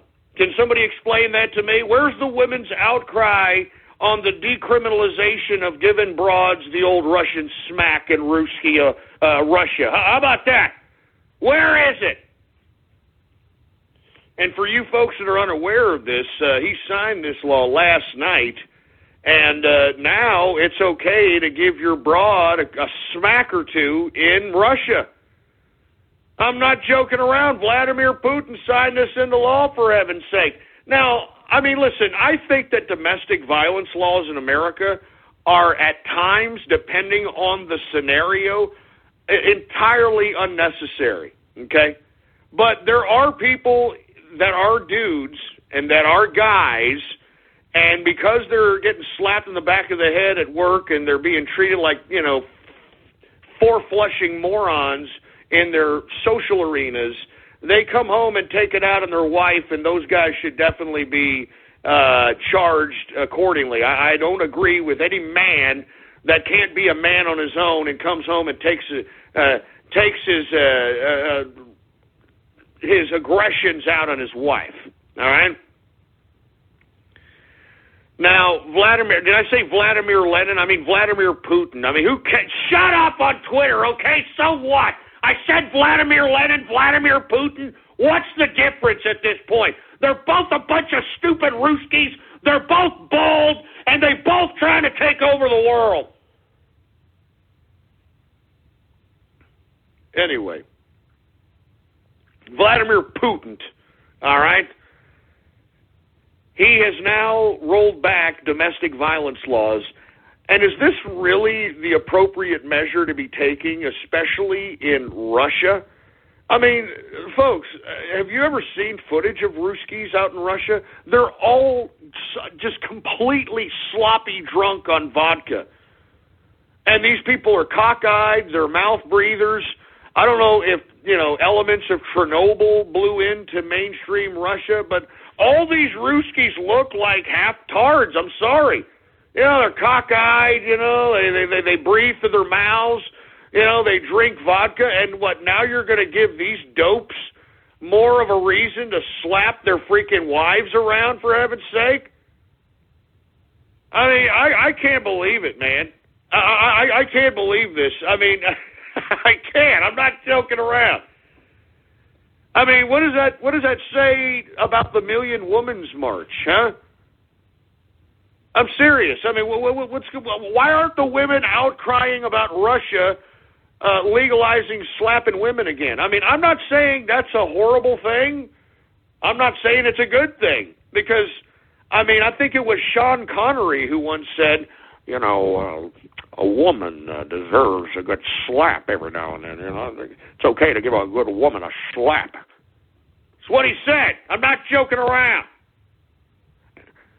It's okay to give a woman a good smack every now and then. And I'm Sean Connery, and I should know. I'm not even joking around. He said it, all right? So that's why I'm saying, folks, all right, I just had to bring that out in the open. I'm not going to talk too much Ruski news. You know how I feel about these goddamn cockeyed Ruski bastards. I don't like them. Don't trust them, all right? And, I want to bring this up since we're talking about Russians, all right?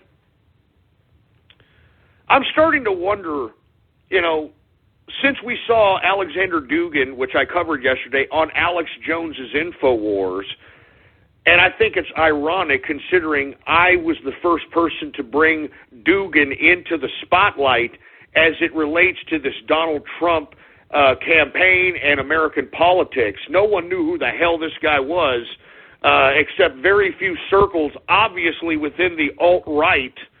And as a result, because I was vocal about this, because I talked about this, all of a sudden, You got mainstream media. You got Nina Byzantina, Richard Spencer's wife, out claiming, hey, I know Dugan. I translate his books. You've got the mainstream media tying Dugan to the Trump administration. Now you got Alex Jones interviewing this psychopath.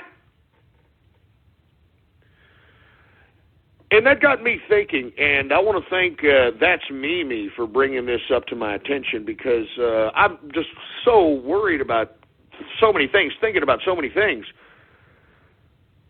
But she brought a pretty good point. Roger Stone, a very good close associate of mine, was recently poisoned with polonium-210 in his system.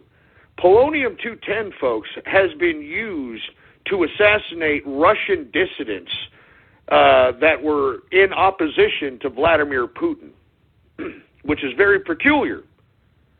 Now, since Roger Stone had polonium-210 in his system, who would have been able and who would have been close enough to deliver it to him? Then we call into question, well, who's close to the Ruskies that Roger Stone knows and that he's very close affiliates with?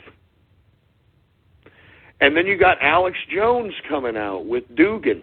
Dugan being Putin's brain. That's what he's known as in Russia, Putin's brain, Putin's favorite philosopher. He's literally in the ear of Putin. That's how close Dugan is to Putin. Doesn't it make you wonder? Okay? Doesn't it make you wonder, in my personal opinion, if I don't know this for sure, somebody close to Roger Stone that's affiliated with Russians possibly put the polonium-210 in his system? Because the only reason that we know that Roger Stone was poisoned with this, because he is a fairly healthy guy. He has never been to the hospital in his life until December, when he started getting so degeneratively sick that he had to go to the hospital, and the doctors did not know what the hell was wrong with him, gave him a plethora of blood tests and found the polonium-210. So this was done in blood work.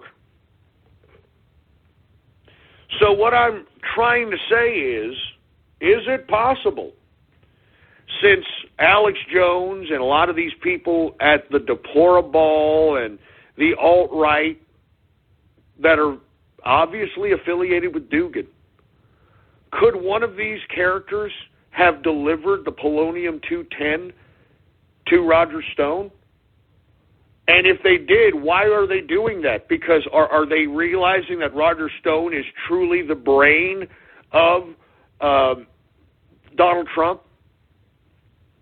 And they're trying to neutralize any influence on Trump so that they can dominate the influence on Trump? I'm just saying, folks, I mean, I don't understand why Roger Stone had a known Russian killing agent that has been known to kill Russian dissidents in the past and poison them, why it was in Roger Stone's system. And if it was, how did he get it in there? Now, just a footnote, I'm not saying anything's happening here, but I don't like how close these alt-right, these right-wing personalities in the alternative media are to Dugan. And if Dugan is Putin's brain, then how easy is it for Dugan to co-opt somebody in this alt-right community to slip in this polonium-210 into the system of Roger Stone? Now, a footnote, like I was about to say, Roger Stone takes the supplements that Alex Jones sells on a consistent basis.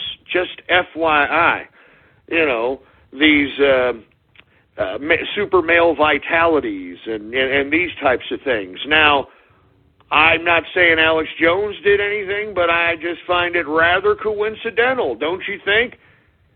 Polonium-210 in Roger Stone's system, Alex Jones interviewing Dugan, polonium-210 used to kill many different ex-Russian dissidents, agents, so on and so forth. I'm just saying. Okay?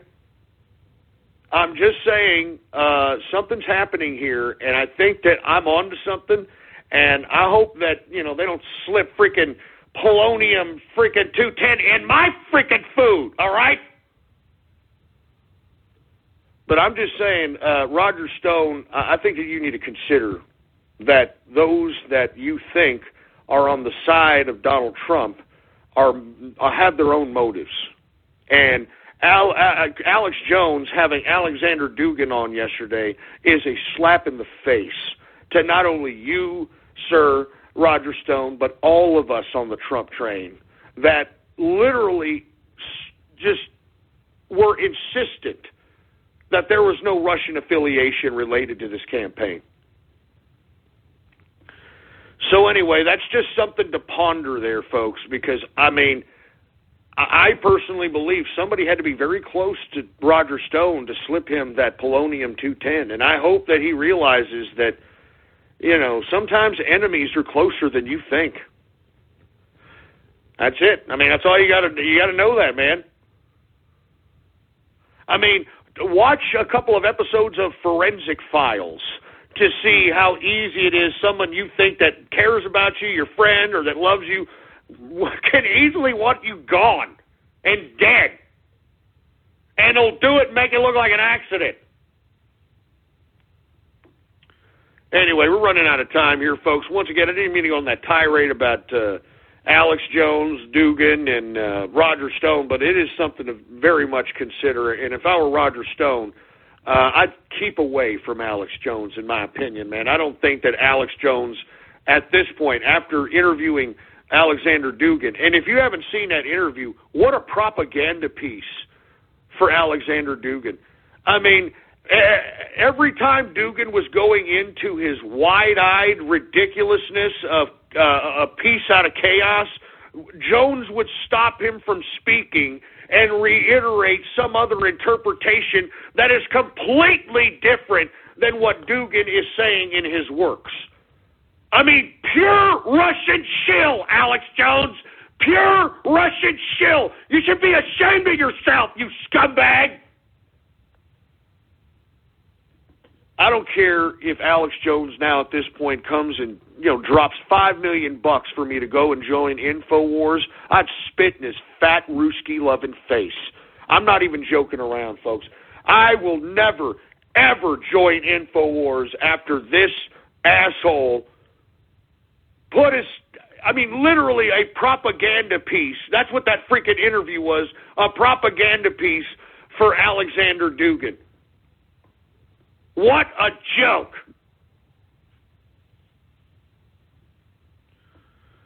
Anyway, folks, I got to move on. All right, I got to move on. Anyway, let me move on. Russia, of course, Putin, he's put his Air Force on high alert because NATO is continuously building up more armaments, missile artillery, and infantry on the border of the Ukraine and Poland, which is literally on the back end of Russia. So now you've got Putin on a war footing at this point in time, and that's just great, isn't it? That's just great. Anyway, let me continue going here. And as a matter of fact, Liberty Capitalist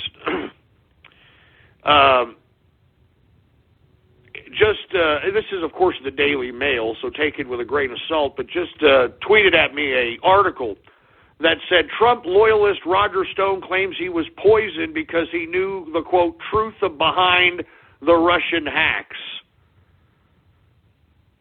I don't necessarily believe that, whatever that means. I do believe now, though, he understands that Russia did have an element of I wouldn't say they did anything hacking wise. I can assure you they didn't. At least the hacking that was conducted to gain access to the files to the DNC and the Podesta emails. I can assure you those were not Russian hacked. But as far as the influence that Russia did in the campaign, it's unfortunately more than obvious. You know what I'm saying? It's unfortunately more than obvious. It sucks. And look, somebody's saying, Hey, Ghost, I listened to that interview. Dugan didn't say nothing about peace out of chaos. you see, you stupid moron. That's why dumbass Alex Jones had that interview, so that a moron like you can sit there and say, yeah, He seems like a nice guy. I'm not joking, man. Why don't you read his fourth political theory, you lazy fat asshole? Stupid idiot, man. I'm serious. People like you should be put to sleep, man. I'm not joking around. People like you should be put to sleep. Anyway, I'm running out of time here. Let me move on. Oh, yeah, and not only is Russia on a war footing at this point in time, China has recently said that they are prepared for a, quote, preemptive strike against American military bases. Oh, that's just great, isn't it? Can you believe this? I mean, how come they're not telling us this in the mainstream media? You've got Russia on a war footing now. You've got China sitting here saying that they're ready to launch a preemptive strike at goddamn American bases. I mean, what the hell is that about? Preemptive strike against U.S. military bases. I mean, that's a damn act of war, man. I'm telling you, man, why don't we just start dumping just boxes of opium on the mainland China? I'm not even joking around. Let's reestablish the opium wars on these idiots if they want to play this way. I mean, did you see how easy it was for them to collapse their Confucianism? All they had to do was just throw some opium in there, and they got all hopped up on opiates, and that was it for Confucius. Confucius didn't know how to deal with opium. And not only am I suggesting throwing opium out there in China if they want to go to war, why don't we start throwing AIDS victims over there while we're at it? All right? I'm not even joking around. Start throwing AIDS victims over there. I'm telling you this right now. They have a serious social problem in China, okay? Serious social problem in which they have 4 men to every 1 woman in China right now. So you throw a couple of pretty boy AIDS asses out there, all right? Throw a few pretty boy AIDS asses. Before you know it, they've got a serious AIDS epidemic right before your very eyes, all right? I'm not even joking around. I'm not even kidding. So I'm not kidding around. I'm sick of these Chinese. And that's why I said I would rather pay more money for a product that's made elsewhere that's probably going to be 10 times, if not 20 times better, and probably going to last 10 to 20 times longer than this cheap Chinese slave labor crap. All right? I'm not joking around. I mean, you know what? I'll be more than happy to go to war with China. You understand me? I'm not even joking around. As a matter of fact, I think we need a good war going on because I think a lot of these little fruits out here that think, la, la, la, la, la, life is but a man-child dream, la, la, la, la, la, cartoons, la, la, la, la, la. You idiots need to be drafted, and you need to fight. I'm not joking around. That would be a great day in American history when you fruit bowls have to go out and fight for your rights to continue to be a man-child. You know? I'm not joking. They're going to draft you and say, hey, sir, we've got China threatening the sovereignty of America. We need you to go out there and fight for your man-child freedom. So here's a gun. Go out there and fight, boy. Go out there and fight, boy.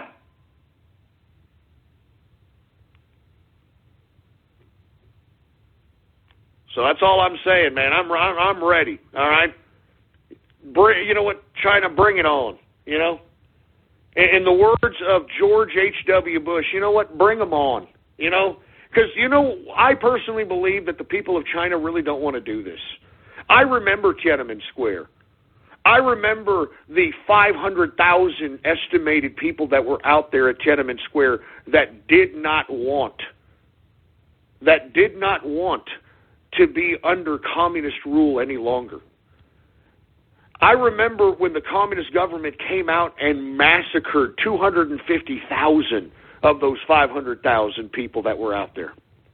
And you mean to tell me that you think that the people of China forgot about this stuff? You think that the people of China has forgotten about Tiananmen Square, and you think they're going to go out and want to fight for the Chinese government? I'm serious, folks. The only thing that's keeping the Chinese government afloat is the fact that the people fear that if there is no government, that there's going to be a massive famine that they have seen time and time again. That's the only thing and the only reason why the communist government is still in existence. Because they have compartmentalized and systematically figured out a communistic, half-ass, capitalistic, half-ass, authoritarian way of feeding 3 billion people. All right? So that's why I'm saying, folks. That's why I'm saying. I mean, we got to. I'm not joking around. Screw China. And since I've made some comments about China, unfortunately, I have to bring in a representative of the Communist government of China. Jesus Christ. To rebut anything that I've got to say, listen, I don't really want to do this. And look, I can't wait till we go to war with China so I won't have to bring in this scumbag anymore. But anyway, without any further ado, do we have him on the line, engineer?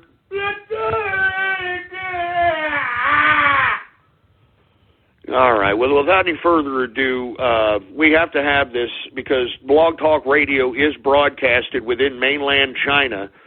So we have to have a rebuttal from a representative of the communist government. So without any further ado, Mr. Fortune Cookie, are you there, sir? Oh.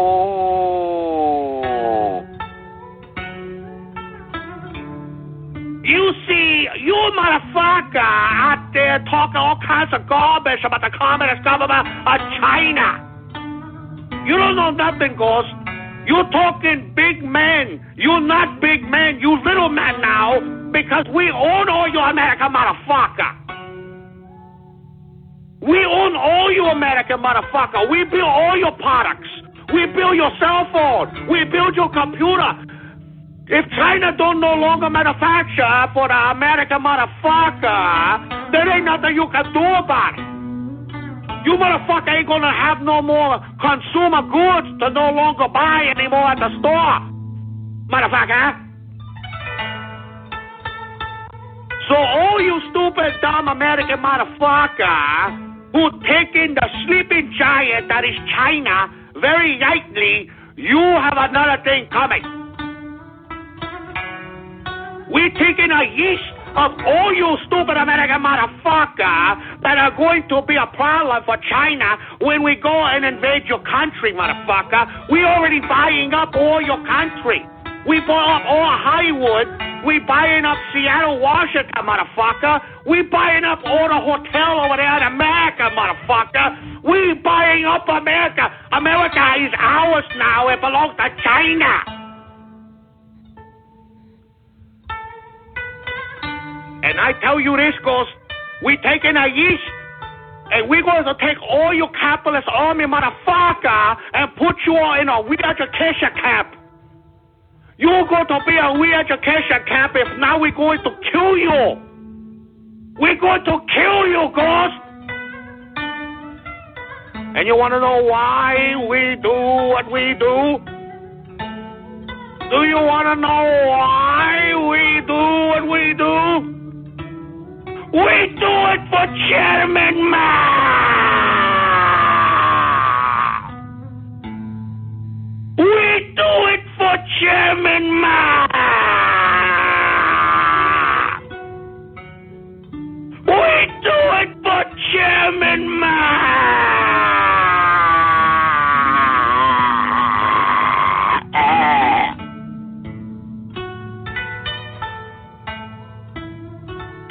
Oh, no.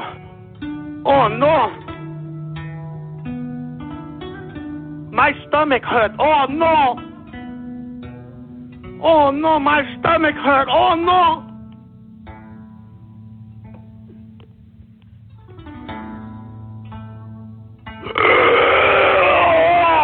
Oh, bad egg roll. Oh, no.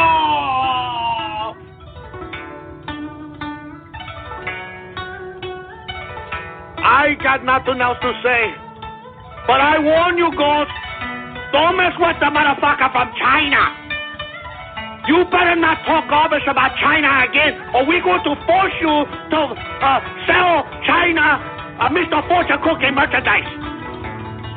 We're going to force you, motherfucker, to sell Mr. Fortune Cookie merchandise because we own you, motherfucker. We own the capitalist army. We own True Campus Radio. We own you. We own all your fans. We own all your. We own you. We own you. We own you.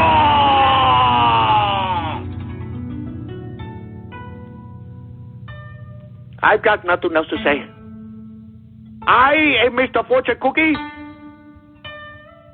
Thank you very much.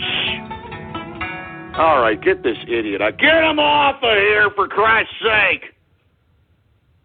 Jesus Christ, can you hear this idiot? See how cocky these Chinese are, man? They're cocky. They're insane, for Christ's sake. Anyway, look, we're running out of time here, so I better get going. But, I mean, do you hear the gall of Mr. Fortune Cookie out here? I'm going to sell Fortune Cookie merch? What am I supposed to sell? What, like Mr. Fortune Cookie's picture with like a personalized fortune or something? Huh? I mean, you stupid dumbass idiot. I wish you were right in front of me right now. I'd stick a goddamn chopstick down your throat, blindfold you with dental floss, and use your coolie hat as a goddamn frisbee this Sunday.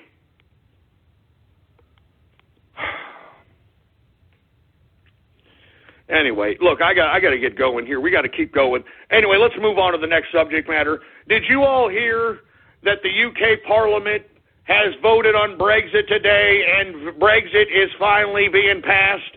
Now, once again, that doesn't mean it's fully being implemented. It still got to go to the House of Lords, and there's still a bunch of hurdles that are still needed to at least completely trigger Article 50. But this is a very good step, and I hope Britannia doesn't let the House of Lords or any other bureaucratic mechanism prevent Article 50 from being triggered. So I do want to say thank you guys out there in Britannia. Congratulations, and I hope that Article 50 is finally triggered. And when it is, by God, finally, Britannia has gotten rid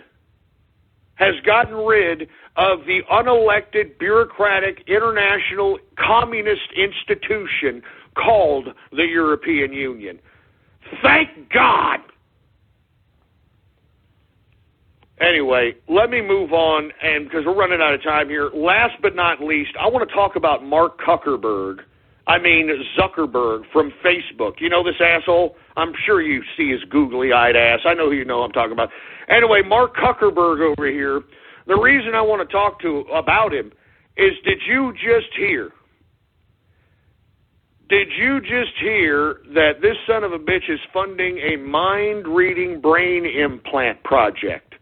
I mean, it's bad enough that this son of a bitch wants to control your virtual reality world when he purchased the Oculus Rift.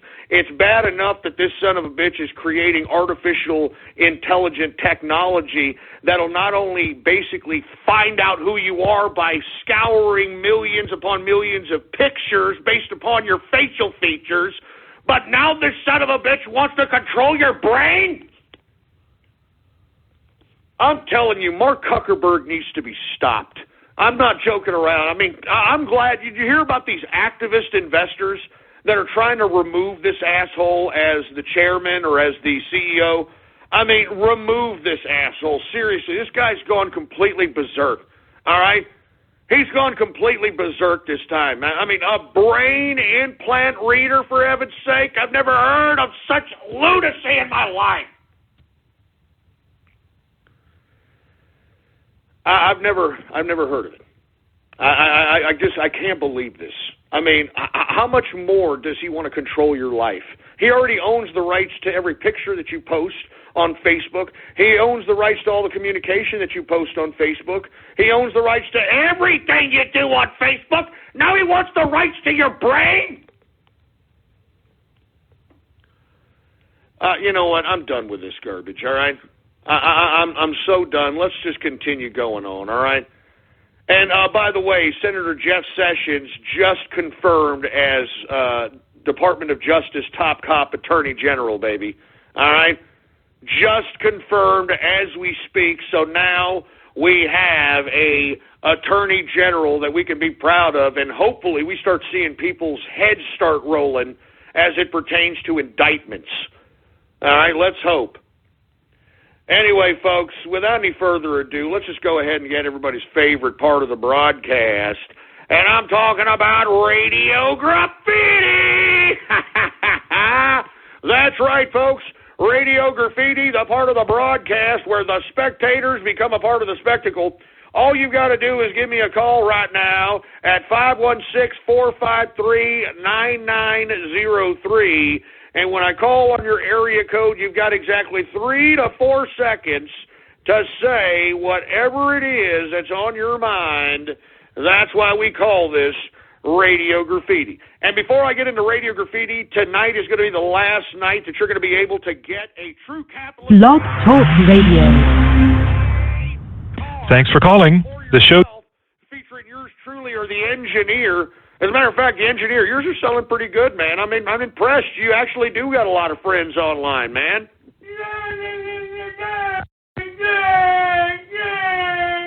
I'm serious. Anyway, tonight's going to be the last night. We're going to pull them down here at about 9, 10 p.m. So if you want to get them, please type in your browser right now, ghost.market. All right, ghost.market. Get them while you can. And look at all these people tweeting at me for Mr. Fortune Cookie merch. Give me a break. Give me a break. All of you on Twitter, just shut up. All of you on Twitter, just shut up. Mr. Fortune Cookie merch. Anyway, you know what? Engineer, do we have any Radio Graffiti calls, for Christ's sake? All right, well... Without any further ado, let's go ahead and get to Radio Graffiti right now. All right, who do we got going on over here? How about 403 Radio Graffiti? Well, you got a Helen Keller deaf mute going on over there. How about Anonymous Radio Graffiti?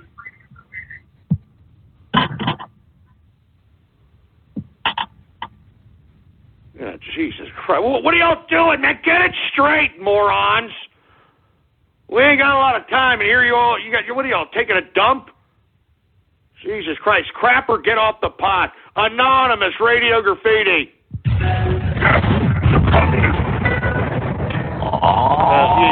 You know what's unfortunate is that you idiots have so many lines open on your cheap-ass 386 SX computer that you can't handle all the streams that you got going outbound, you moron. And every time that you call up and try to play something, you sound like an Obama phone piece of crap because you're on a goddamn computer phone, you stupid, dumb imbecile. Jesus Christ, man. 435, Radio Graffiti.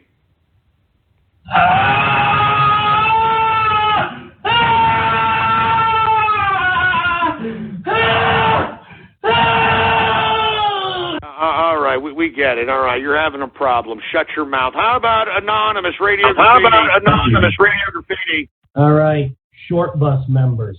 We were put on this short bus for a reason, and that reason... just shut this guy. Shut up! Jesus Christ, man. Enough of the tards. Anonymous Radio Graffiti. Hey, Ghost Moon Man here. Time today for a brony purge. More specifically, a pale white horse known as Twilly Atkins. And for you, Miss Atkins, I have an ultimatum. Unless you delete your Twitter account and stop patronizing this broadcast, the good folks at home will get to learn all about you. Today they get to learn your real name, don't they, Bonnie? Oh, Jesus. Shut this idiot up, for Christ's sake, man. I mean, now what? Now we've got, bronies and furries going against each other. And, I mean, can't you all leave your little stupid tard drama and leave that to your chat rooms, please, you stupid, dumb sacks of crap? Anonymous Radio Graffiti. Hey Ghost, it's Kermit, and for tonight's gay sex session, I have collected used tampons and maxi pads from the dumpster behind the you know what? That's great, Kermit, you stupid gay son of a bitch, all right? Somebody should put you in a microwave, you dumb imbecile. How about 973 Radio Graffiti? Getting cum dump makes you smarter, makes you faster, makes you... Man, here, an Obama phone. Look, listen, if your phone sucks, or you don't have a computer that can properly get the voice packets to the server and then on to the rest of us, don't call. Jesus Christ, man. Anonymous Radio Graffiti. President swallowed bread and body in the street. Ride, Donnie, ride. Donald from shattered head is concrete. Ride. What the hell's going on today, man? This is sucking. This sucks, man. Give me my beer, for heaven's sake. This really sucks. Anonymous Radio Graffiti. My name is... And of course, we're going to have that. And you see, only a tard would think that's funny. Only a waste of human life that should have been aborted and flushed down the toilet would think that's funny. Anyway, who else we got? We got 267 Radio Graffiti. Hey, Ghost of the Government. This is Joseph de Klerk. I'm the Secretary of the Minister of South Africa. I regret to inform you that I've been banned from entering South Africa, so we're going to have to cancel the trip that you scheduled. Sorry for the inconvenience. The American Embassy has been notified, and best of luck to you. Yeah, okay, great. I was never going to go to Africa, you idiot. Stupid moron. Yeah, I feel like going and getting malaria and some tropical disease that turns, my crotch into a rotted willy lump. Yeah, I'll go to Africa. Jesus Christ. Anonymous Radio Graffiti. I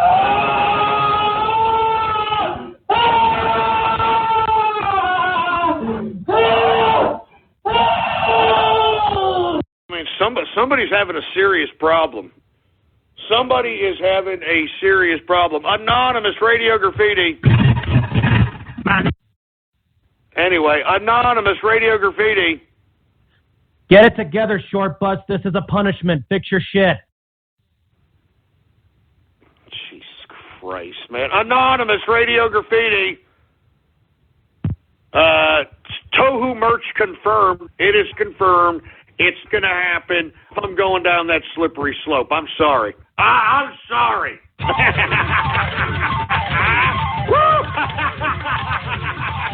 No. I never said that. That's a freaking splice. I never said that. I never said that crap. That's a lie. Anonymous Radio Graffiti. Night Prowler Radio Graffiti. Hold on. You hear that chopper? What the hell is the chopper doing circling my place, man? Oh, shit. Oh, Christ. Oh, Christ, no. Get away.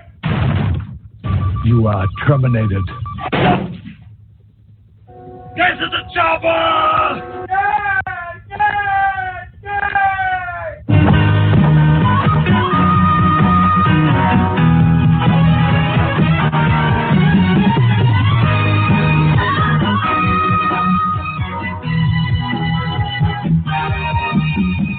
Black man in a white man's town. He's got trouble. Get in his way, he's gonna cut you down. He's taking over. You can ride, he can shoot. Blog Talk Radio. Welcome to Blog Talk Radio. Please hold and you will be able to listen to the show. They call him Boss. He's the boss. Bossy nigga. You know what? Just get this idiot off. Get this idiot off! Damn it!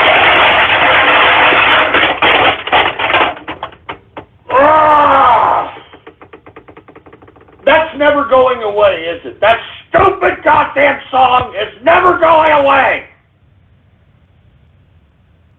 Give me the freaking mic! Give me the mic! This goddamn stupid song is never going away, and you want to know why? It's because of you, engineer! It's because of you, you... God damn it! Just sit there and shut your mouth! Do you understand me? Shut up! Jesus Christ, man. Anonymous Radio Graffiti. Infowars.com, PrisonPlanet.com. Ghost, you're being exposed on the forums right now by Alex for being an NW shield working for the big banks. You're being exposed. The truth is coming out, Ghost. Oh, the truth is coming out. I'm working for the big banks. Well, you know what? Can you tell the big banks to up my pay? All right, so I don't have to do this show anymore. How about that? How about that? How about upping my pay to, like, I don't know, $5 million? Or you know what? How about $1 million? Shut up with the big banks, my ass. Are you kidding me? Have you heard my show? I just been recently saying that central banks are an adherent to fucking communism, you stupid moron. Anonymous Radio Graffiti. Oh dear. Did you smell that? Would you like to come closer? Oh my goodness.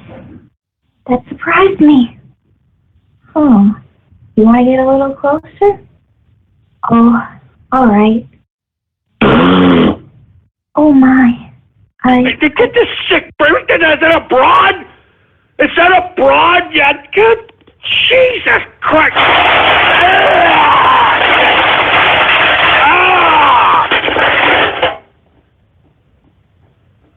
I mean, was that a fart or was that a queef? What the hell was that?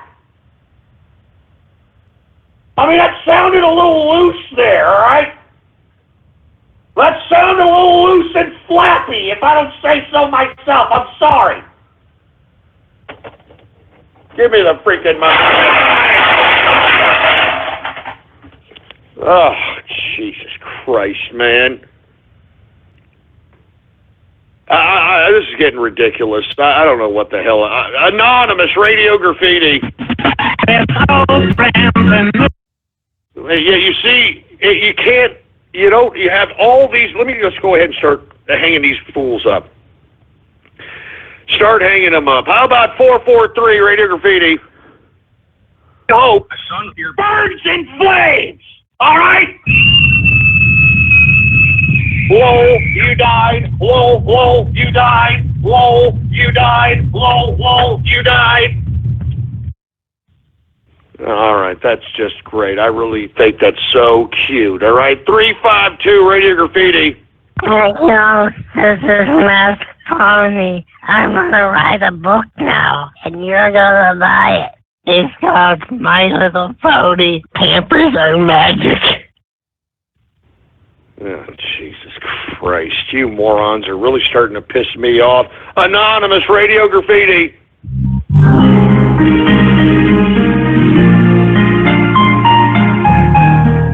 No, shut that song off.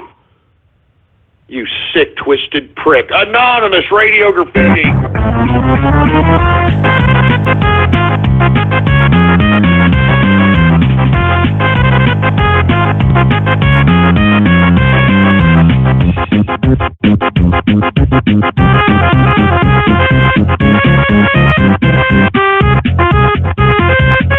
All right, isn't that a little fast? Isn't that a little like, hyper, too much coffee version of that particular, Anonymous Radio Graffiti. Previously on Ready to Die. No group should have just yes men. You know what I mean?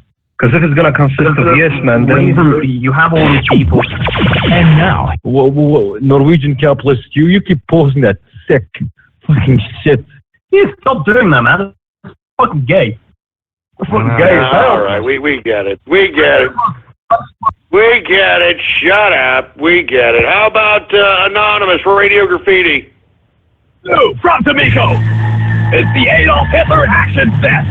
The real-town Hitler mustache has the commanding voice you need to take over the world. I am Hitler. Come on, before me, underling. And with a super Uzi machine gun, you're the boss at that time. What the hell are you wearing? Did you find him? Oh, shut up, Ben, silly. Nice. The Adolf Hitler talking mustache, super Uzi, cool sunglasses, tactical hairdo, and bulletproof trench coat, each sold separately from D'Amico. Yep. All right, that's great. Hitler action figure, assholes. 647 Radio Graffiti. And hey, engineer, go ahead and place my wife's mouth.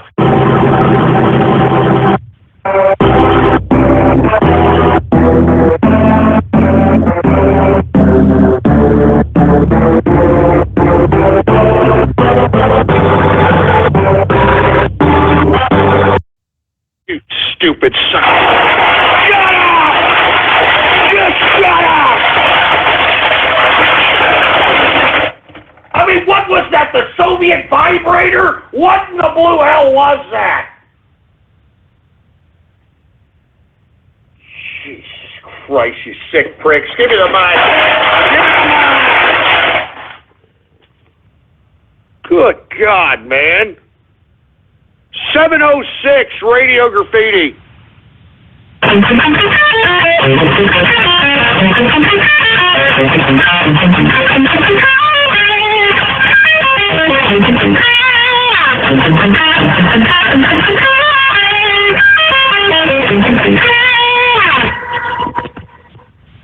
Well, that's pretty good. That was a hell of a lot better than Godzilla. But don't worry, Godzilla, he's on the short bus, and when he learns that, being a tard doesn't pay, and it's not going to get you any recording studios, and it's not going to make you a cool musician to hang around a bunch of tards, maybe he'll come back around. How about, who else we got? How about Anonymous Radio Graffiti? One will know my happy mustache face. Yeah, that's great. 973 Radio Graffiti.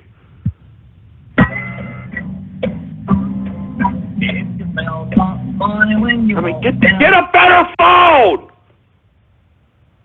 559 Radio Graffiti.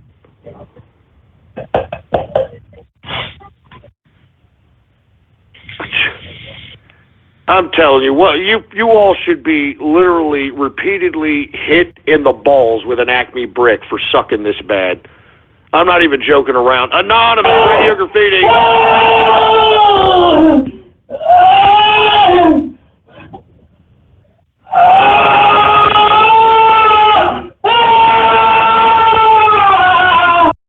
Jesus Christ, somebody's having a problem. Somebody help that asshole, for Christ's sake, literally. Anonymous Radio Graffiti.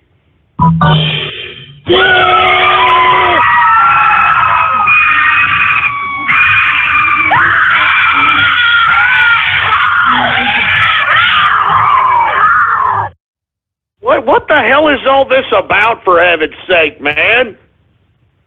Anonymous Radio Graffiti. And all you assholes that say that I'm a pony train, hey, it's the truth.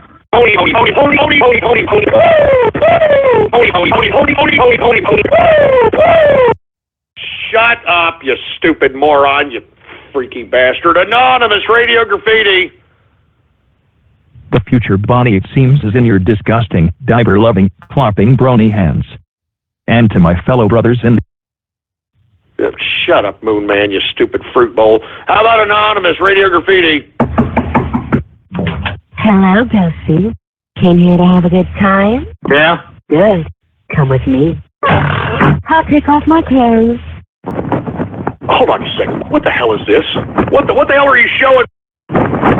Goddamn. It's a trap penis! goddamn, it's a trap. Pea nest.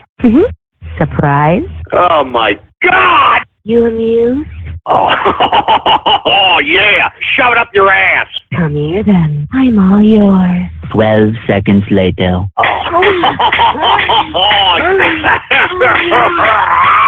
Put her nuts on the table. Well, I guess she's a woman. She put her tits on the table, I guess.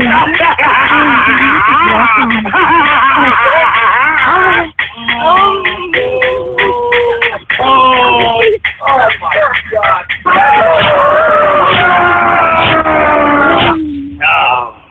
Oh man, that's good stuff, man. That is good stuff. I hope you're happy, baby. That'll cost $117 now. Are you kidding me? Get out of here! Are you kidding me? I'm gonna have to pay $117. God damn it! God damn it now! Oh, damn it! What the hell kind of sick, twisted splice was that? What the hell was that? What kind of sick crap was that? Oh my God! Oh, Jesus Christ, man, that was disgusting! Man, listen, that was a splice, and I don't know, Jesus Christ, you people are sick, twisted perverts. You're all a bunch of sick, twisted perverts, man. All of you! Jesus Christ, all of you, man. Oh, my God. Give me the mic. Oh, Jesus Christ, man. I don't even know what the hell to say after that. I don't even know what to say. 540 Radio Graffiti. Shiny Pori, Radio Graffiti. Jesus Christ, I hate when they go to that excuse. Every time some autistic imbecile does something stupid, I'm autistic, I'm autistic, I'm retarded, I'm autistic, I'm retarded. It's out. Who can trust his own? I'm sorry, I'm retarded. Hey, time goes by. I'm sorry, I'm retarded. I'm sorry. We can't even understand you because your damn Obama phone sucks, you moron. How about 813 Radio Graffiti?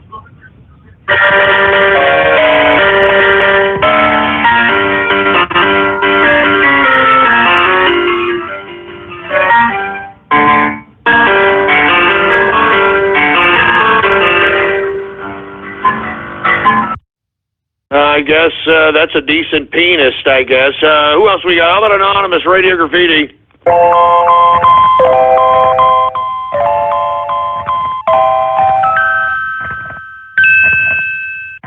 United forever in friendship and labor, a mighty Man, shut that crap up, that Soviet Union crap! Shut up your ass!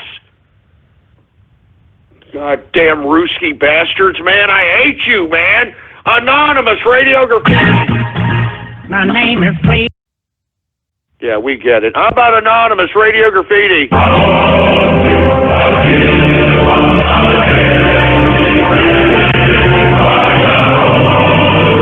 Shut that crap up, you dumb Ruski! Shut up!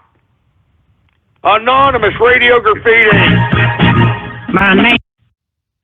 How about Anonymous Radio Graffiti? How about 630 Radio Graffiti? You know, I was going to talk shit to Mr. Fortune Cookie, but fuck it. Teutonic Plague and the rest of these short bus fruit bowls can catch these hands. Yeah, no kidding, man. Are you kidding me? Enough of the goddamn short bus. I'm ready. I'm sick of them, for heaven's sake. Anonymous Radio Graffiti. Hello? Oh, great. Well, you took too long, moron. How about Anonymous Radio Graffiti? Hey, jockstrap cowboys, gonna see their come. Jockstrap cowboys, get on your knees and suck it. What the hell? What the hell is that? Is that a gay country song? All right, that's it for this Fruit Bowl Wednesday. I'm done with this garbage, all right? Follow me on Twitter, scumbags, all right? Politics Ghost is the name to follow. All one word, no underscores, Politics Ghost. What a dumbass Fruit Bowl Wednesday this was on Radio Graffiti. I can tell you that right goddamn now. I'll be here tomorrow, 4 p.m. Central Standard Time. You better be here. And come and step your game up, Radio Graffiti morons, before I start charging. Huh? How you like that?